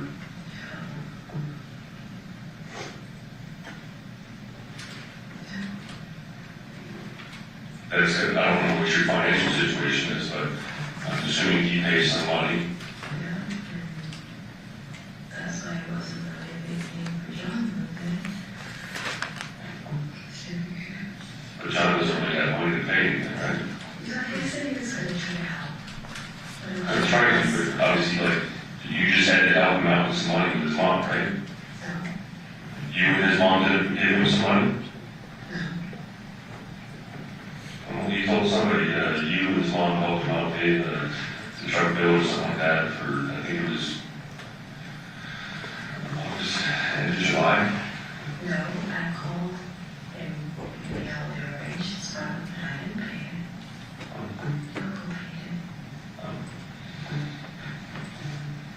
Obviously, he's got some money issues and not really contributing a lot. It seems like what he really contributed was with the EBT card. Yes. But you can't really pay bills on the EBT card.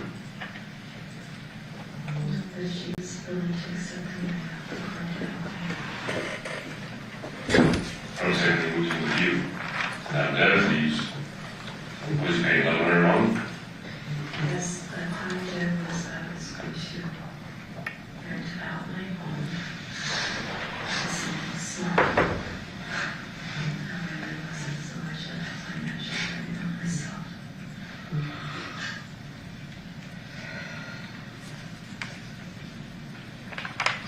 Because I realized it doesn't matter who it was. It just needed to be a couple of easier, whether it was John or Javier. Was the Javier thing to like try to get back at John, or how did that come about? No. It started out as commands and just out up and down thing, but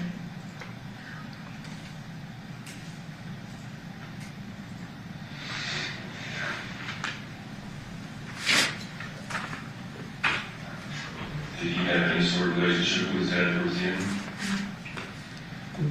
Did he ever go over to the house or anything like that?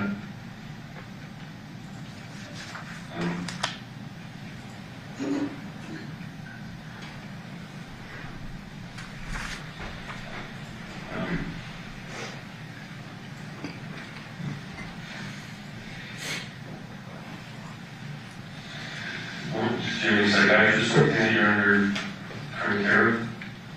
Or who is your doctor that is dealing with the lockhouse? I don't remember her name. Just got a new doctor. We're running all the tests. Who do you need phone? Is that first med? I don't know her name. She's at First Med. I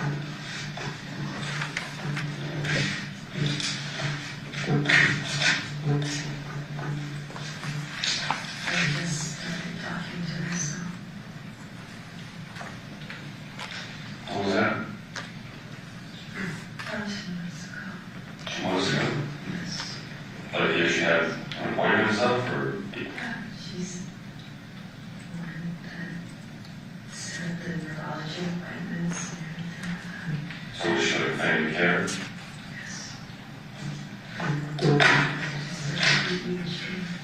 What was an EEG? As a way to, Raising? Detective, well, I tried to stop it right at an hour, 20 minutes. Fair to say that there's about 3-4 minutes left, and it's just mainly medical stuff and nothing, no more real questioning related to what we've been discussing. That's accurate.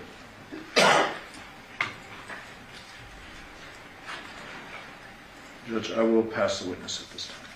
Okay. Cross? Yes, thank you.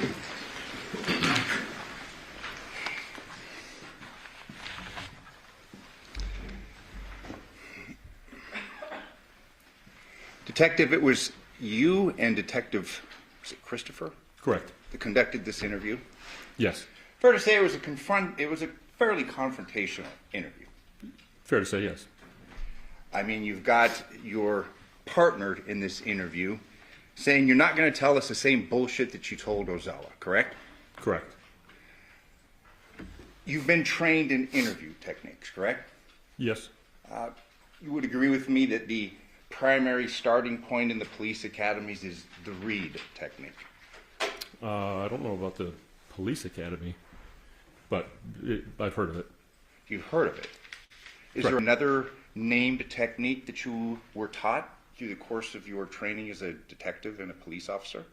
Open-ended questions. I believe the read technique's more of a structured course technique where you rely on rapport more in the beginning. You would agree with me that when you sat down and you began your interview, you were convinced that she had committed the crime? Correct. Your partner was convinced that she had committed the crime? Correct. You would agree with me that through this process and up until this time that we heard this interview, which started, was it at 6:54 p.m.? Yes. You and everyone else involved basically reached the conclusion that she was the guilty party, correct? Yes. So you'd agree with me that you went in there not necessarily with a motive to find out information, but to get her to confess to the crime, correct? We were trying to confront her on the evidence that we had that she was not admitting to. I mean, there's relationships about her daughters, threats concerning her daughters, correct? If you want to see your daughters, questions along those lines, correct? No. We listened to them. It was brought up, her daughters, correct? Her daughters, but we never threatened that she wanted to see her daughters. That she needs to cooperate, that she needs to give up information, correct? And it's clear in the video. The daughters, the theme of the daughters was employed to try and get her to confess to a crime, correct? To admit to the evidence that we were confronting her on. Beginning of the interview, she's sitting there, she's already been cuffed, correct? Correct, she was under arrest. You had said at the very beginning of the interview, I know it's been a long day, correct? Yes. You had made reference to her with a defeated look, correct? I believe that was Detective Christopher, but yes, that was brought up. You were both in there, correct? Yes. There was reference made to her having been Mirandized earlier that day, correct? Correct. There was also reference made to where she had been told earlier that day that Johnathan had been decapitated, correct? Correct. She was being confronted with evidence that things that you knew in an attempt to get her to capitulate and to admit to having done something wrong. Fair to say? Correct.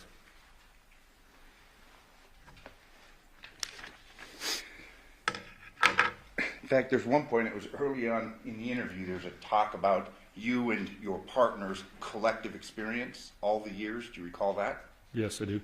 How many years was told to her? I believe it was 40. 40. And then that's followed with, this shit's gonna get real, correct? Sounds right. There was reference made to State's Exhibit 12, this photograph, correct? Yes. And it was at about 16, maybe 16:01 on the interview, correct? That photo? Yes. I won't dispute that. State, will you agree? It's about 16 minutes. It states here, hand-drawn picture by Devyn Michaels, correct? At the top of it? Yes. If I may approach her. Actually, may I publish this? Thank you. This has been admitted. Push this button. Okay. I'm a Luddite, but that's... States right here, hand-drawn picture by Devyn Michaels, correct? Correct. But we can see in the interview, she just draws one straight line, correct? Yes. The rest of these, the elements to this, the head, the bed, the pillows, the headboard, that's supplied after she's drawn a straight line, correct? Yes. So it wasn't a hand-drawn picture by Devyn Michaels, it was simply a line drawn by Devyn Michaels, correct? Detective Christopher assisted her because she was obviously struggling in the handcuffs. Well, you say he assisted her. He drew this whole thing, didn't he? Yeah, based on what she said, yes. And the video will speak for itself. She draws a line, and then he fills in the rest of this, correct? Correct. Which is, he's obviously doing that in an attempt to make it match the photograph that's ultimately showed to her, correct? No.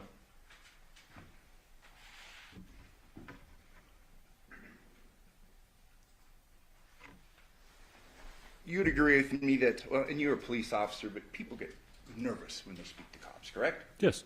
People get nervous when they get pulled over for a mere traffic ticket, correct? Absolutely. I mean, you'll agree with me that through your experience as a detective, sometimes people break down, correct? Yes. They may say things that they didn't necessarily do. Is that fair to say? And yes. You know where I'm going with this, but isn't Yep. that right? Yep. She had been interviewed multiple times prior to your interview, correct? Correct. We've heard them. There's been multiple interviews, correct? Yes. There's been multiple denials presented to her in reference to having committed a crime, correct? Yes. But nonetheless, you and other members of law enforcement keep returning and speaking to her, correct? Yes. And that's done with the intent of eliciting some sort of a damaging admission. Fair to say? It would, yes.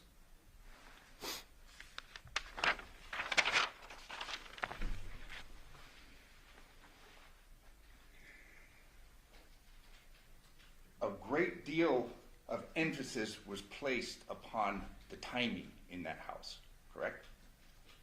The hour, is that what you're referring to? Yeah. Yes. Yeah, you keep talking about an hour and 4 minutes. Correct. Over and over and over again, correct? Yes. We've heard testimony from a person that's a pretty into time, that she came down to clean about 1 a.m., all right? Yes. And she testified that she spoke to Devyn for about 15 minutes, all right? Okay, I didn't know the length of time, but I knew that they met in the kitchen at 1 o'clock. And we do have video evidence, and some issues have been made about the completeness of it, but the video evidence, we have her leaving the house at 2:04, all right? Yes. So we're not really talking about an hour and 4 minutes, we're talking about 49 minutes, correct? Okay. Much less time, correct? Not considerably, but yes, less. She had told you that she was cleaning things up when Yoko was there, correct? Dishes that she handed to Yoko. And if I told you that we have testimony from Yoko that there was dishes, alcohol bottles, things of that nature, you'd have no reason to disagree, correct? Correct. If we heard testimony from Yoko that that room, and it wasn't a door, it was a sheet, but was open and the light was on in there, would you have any reason to disagree with that? With Yoko? Yeah. No, I would not. It's clear, and we've heard a great deal of evidence over the last week and few days, that a move was going on, correct? Yes. Fair to say that when one moves one's belongings from one home to another, it can be a bit chaotic. Yes. Things can get misplaced or perhaps taken from one house to another inadvertently. Yes. There has been testimony concerning Johnathan's wallet and that he had actually lost that wallet the previous day. You're aware of that? No, I'm not. That there's texts which are now into evidence, right, Mike? Yes. Where it's shown that Johnathan had lost his wallet the day before and he was communicating with Devyn. I'm unaware, but I don't dispute that. But a great deal of evidence was made concerning that wallet and Johnathan's belonging, and is some idea that somehow that was evidence of guilt or that she was trying to hide something, correct? Yes. Come to find out, Johnathan had a habit of losing things and drinking, and she had taken his things. She'd received them from Johnathan, okay? All right.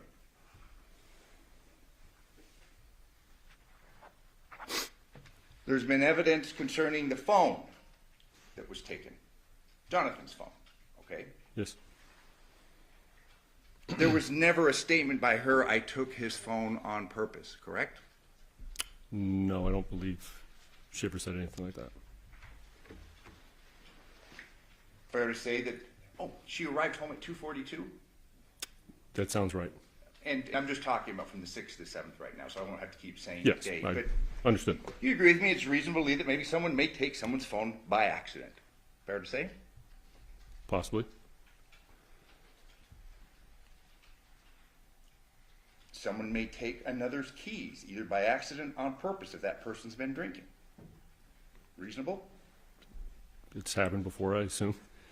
And if I were to tell you that there are a number of texts from Yoko, who was living with Johnathan up until the time of his move, and there was a lot of concerns that Yoko had about his drinking and driving, would you have any reason to disagree with me?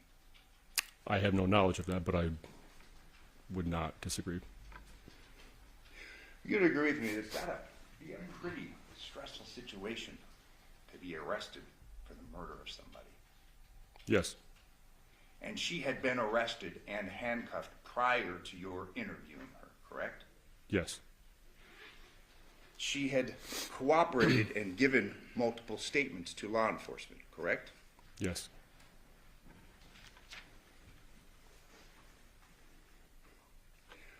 You're aware of statements, and we've heard them concerning Johnathan, although she said he wasn't cut. She had said that he had said something about injuring his hand in reference to a white table. You're aware of that? I don't believe I am. White table was found at her place. They had moved it. Aware of that? I don't believe I am. Okay. You'd agree with me, people can injure themselves moving. Yes. Common sense. Yes.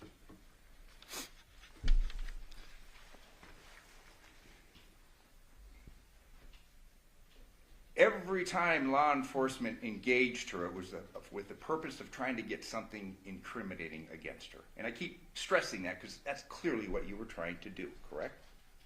What I was trying to do? Yeah. Correct. And others with whom you were working. Correct.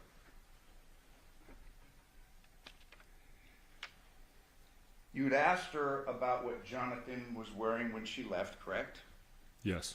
And she said he was wearing boxer shorts, boxers, correct? She did.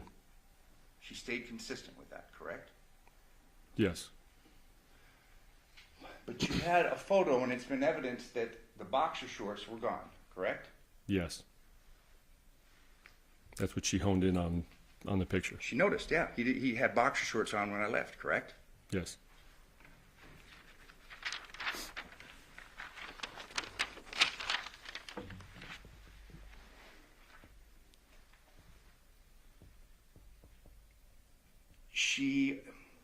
There was a discussion concerning cleaning materials at Yoko's house, and we'll just refer to that, the Paladura house as Yoko's house, correct? Yes.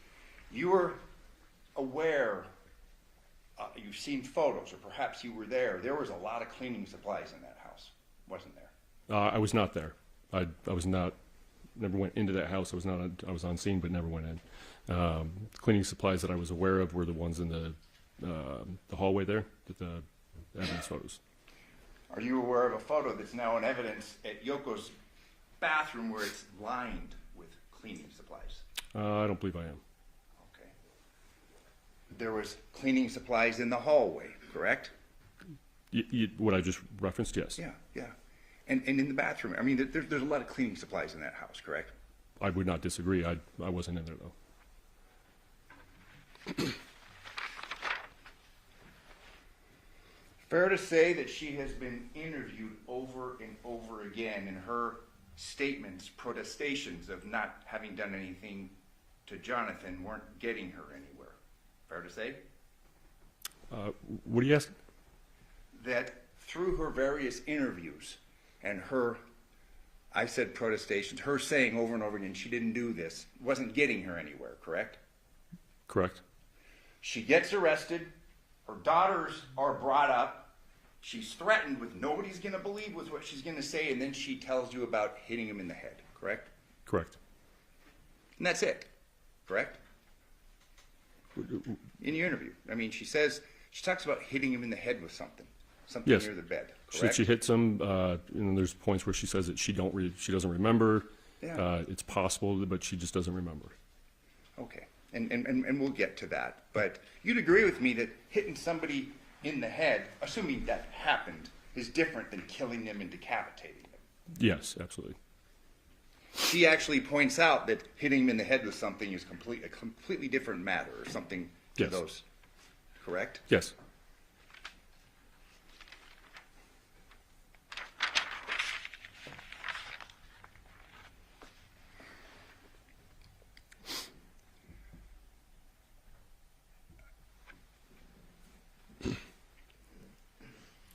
An object that Johnathan may or may have been hit in the head with was not recovered, correct? Yes, that's accurate. There were no power tools, specifically a mechanical powered saw that was recovered, correct?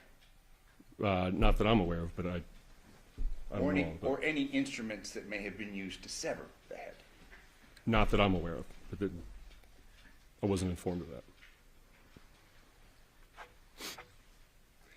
You'll agree with me that there's a lot of pressure, societal pressure to solve a crime, especially a heinous crime. Fair to say? Absolutely. I mean, this was obviously number one on the list of priorities on the cases that you were working on. Find the murderer in this case. Fair to say? Correct. Get closure for this case. Correct? Yes. You'll agree with me when there's this kind of pressure, shortcuts may be taken. I wouldn't say that. It's easier to focus on one defendant, one object. Hey, we do know that she was there versus someone else. Fair to say? It's the shortest distance between 2 points. Are you asking why she became a suspect? Hey, she was the easiest person. She was there that night. Fair to say? That among other things, but yes. Yeah. She had said repeatedly that they were together that night. We know she was, correct? Yes. In fact, they had been together late the night before. You're aware of that? Yes.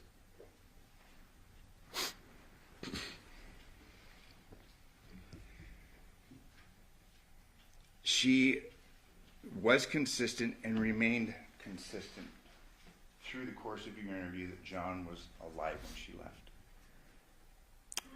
He was breathing, which she would say yes.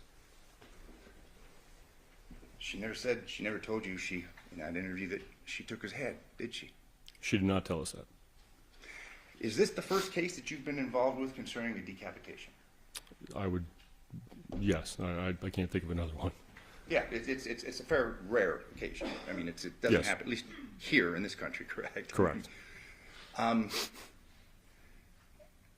Let me ask you this, and this is an aside, but I believe you may be the last detective we have an opportunity to speak concerning. I mean, was luminol used, do you know, in this? Was anything checked? I mean, there's been talk about times, things like that. I can't testify to that. I don't know. I wasn't aware. Okay. So, based upon your interview with her, she hits him in the head, and now we know it's about 49 minutes she leaves, correct? She's in the house for at least till 2:04. Okay. That'd be a lot of time to actually decapitate somebody, clean it all up, and get rid of all the evidence, correct? Be a considerable amount of time. That's a pretty tight timeline to get rid of. I mean, obviously, we've heard testimony that, I mean, if you decapitate a person, it creates a mess. We've seen photographs that there was a fair amount of blood, correct? Yes.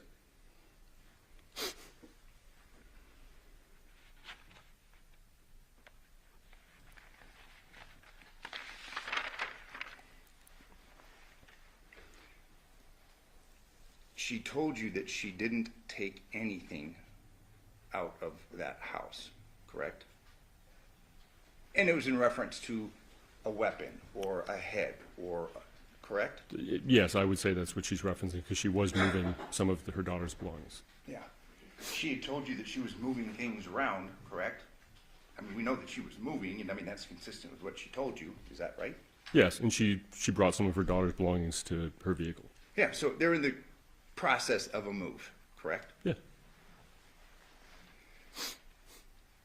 She tells you that she leaves and then goes to a drugstore, correct? CVS, yes. And we've seen the video of that. Obviously, you've reviewed that. Correct. She's wearing white shirt, correct? Rolls in and gets a prescription for her daughter, correct? I don't recall the color of the shirt, but I'd say yeah. Yeah, and that's right after this decapitation is alleged to have occurred and that she's been supposedly cleaning this up, correct? Correct. And then she goes home. 2:42, I believe you said the time was? She arrives home, yes. That's consistent with what she had told you, correct? Yes. And your understanding. There was talk concerning her going to the school the next morning, and you're aware of she did go to school the next morning and try and enroll her daughters. You aware of that? I believe that's yes. We do know that she went to a gas station, Funnies, correct?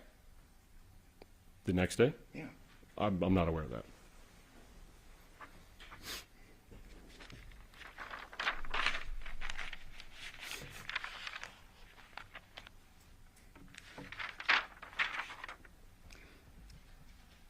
There is minimization that you and your partner, and I'm just going to kind of refer to you as one because we saw both of you sitting there. It was the two of you basically with her on the other side, correct?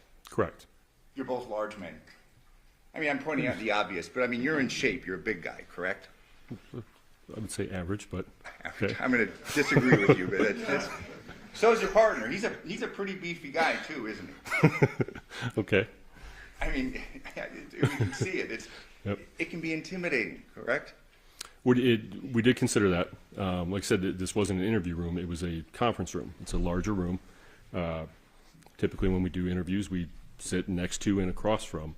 We had her seated at the head of the table, and we sat back a little bit. She's handcuffed. Correct. That kind of changes the dynamic a little bit, the power dynamic, doesn't it? Well, she's under arrest, yes. Yeah. And she was placed under arrest prior to your interviewing her. Yes.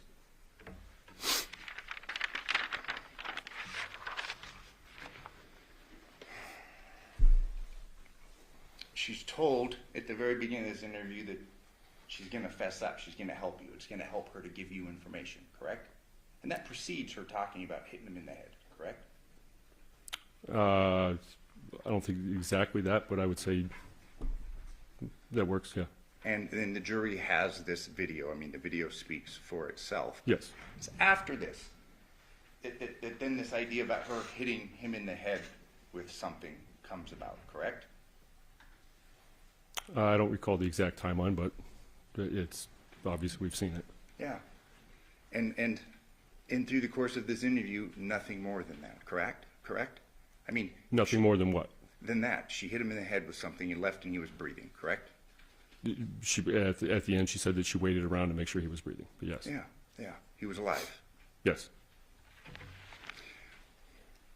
You are aware of the phenomena of false confessions, correct? I've heard of it. They happen, don't they? Yes. You're aware of case studies by social scientists where people actually admit, and usually it's murder, to something having committed a crime they didn't in fact commit. That's correct? Yes. We have the Central Park Five, and we have other, in fact, the Innocence Project. A third of those guys admitted, if he knows. This is testimony. He's not an expert, and I would refute any alleged science behind that. There's a lot of it. And Mr. Drucker, he's not here to testify as an expert. You can talk to him about what Yes. he did, but we're not getting into things that are not an issue in this trial. Let me ask you this. Have you received training concerning false confessions and the dynamic where they occur? I don't believe so. But you'll agree with me that they do occur. Yes. One more question on this subject. They tend to occur more concerning murder cases than others. I wouldn't know that. Okay.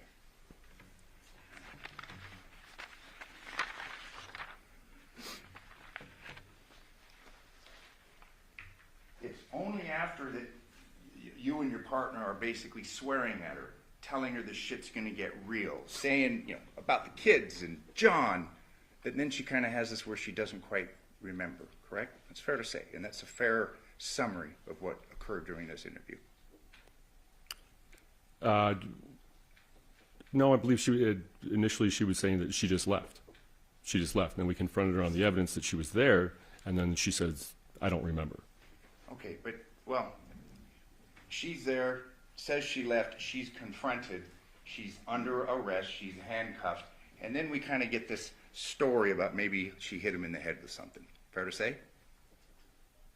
Sorry, what was that timeline again? Yeah. The video starts, she's handcuffed, she's Yes. under arrest, okay? Correct. Where we hear that she's been Mirandized previously that day, okay? Yes. Her first story is that, she says that she just left, and then when that doesn't help you to get her to admit to something, it gets confrontational. Fair? That's when we tell her that, hey, we have evidence that you were there, you didn't just leave. Okay. And then after this confrontation, and the evidence will speak for itself, then this idea that well, maybe she did something, correct? Maybe she hit him in the head, correct? Correct. And then there's more that goes on, and we see it. Your partner's getting, passionate, correct? Yes. But she never says, and it's after that, then she's like, well, maybe I have a memory issue, correct? She tells us that she's taking medication for memory Yeah. loss. And if I told you that she does take medication for that, would you have any reason to disagree with me? She has a medical history. I don't. So it's in response to this confrontation that she's saying, well, I don't know, there's parts of that night maybe I don't remember, correct? Yes.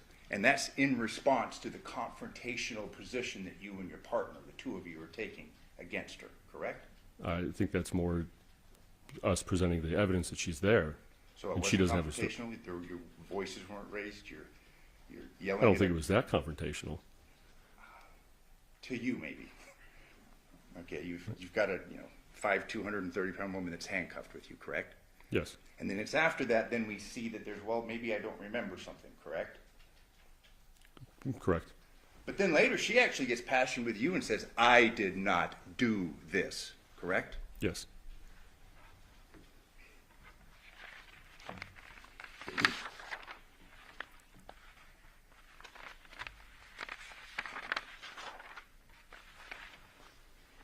And she consistently denies having killed Johnathan, correct? Correct. She consistently, and she even looks at the photo through this and she's like, I didn't do that, correct? At one point, yes.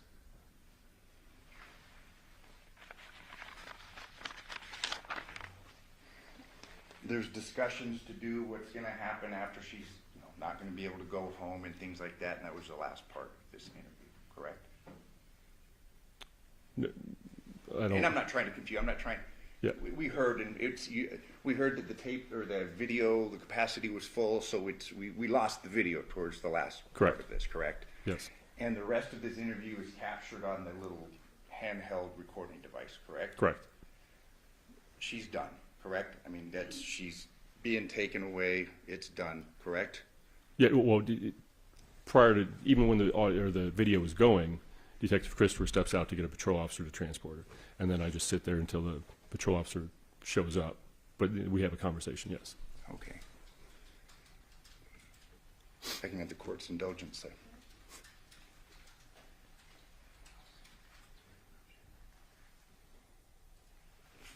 Fair to say, for all intents and purposes, then this case is done and we're here now for trial, correct?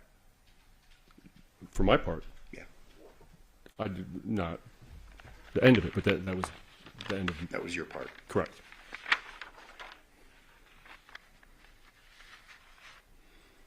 Thank you. I have no further questions. Just real quickly, Detective, the point of talking to a person multiple times, it's different in different types of cases. Would you agree with me? Absolutely. And here we have a very glaring piece of evidence that's missing, correct? Yes.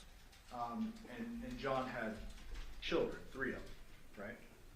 Yes, he did. He had 2 little girls. And the son. And parents, and who probably want to put on a funeral for him. Yes. Was one of your main objectives in this interview attempting to find out what she did with the head? It was. Obviously we always try to give the family some closure or whatever, but obviously finding a severed head would obviously help the family, I believe, with, some closure. I'll pass it. No, thank you.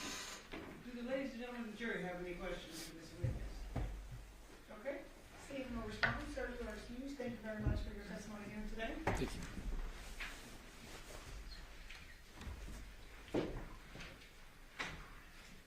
State, can you call your next witness? At this time, the state would rest its case. Okay. All right, ladies and gentlemen, at this point, the state has arrested their case. We are going to take our night recess at this point. During this recess, you must not discuss or communicate with anyone, including fellow jurors, in any way regarding this case or its merits, either by voice, phone, email, text, internet, or other means of communication or social media. You must not read, watch, or listen to any news or media accounts and commentary about this case. You must not do any research, such as consulting dictionaries, using the internet, or using reference materials. You must not make any investigation, test, theory, the case, recreate any aspect of the case, or in any other way investigate or learn about the case on your own. You must not form or express any opinion regarding this case or the comments made to you. Ladies and gentlemen,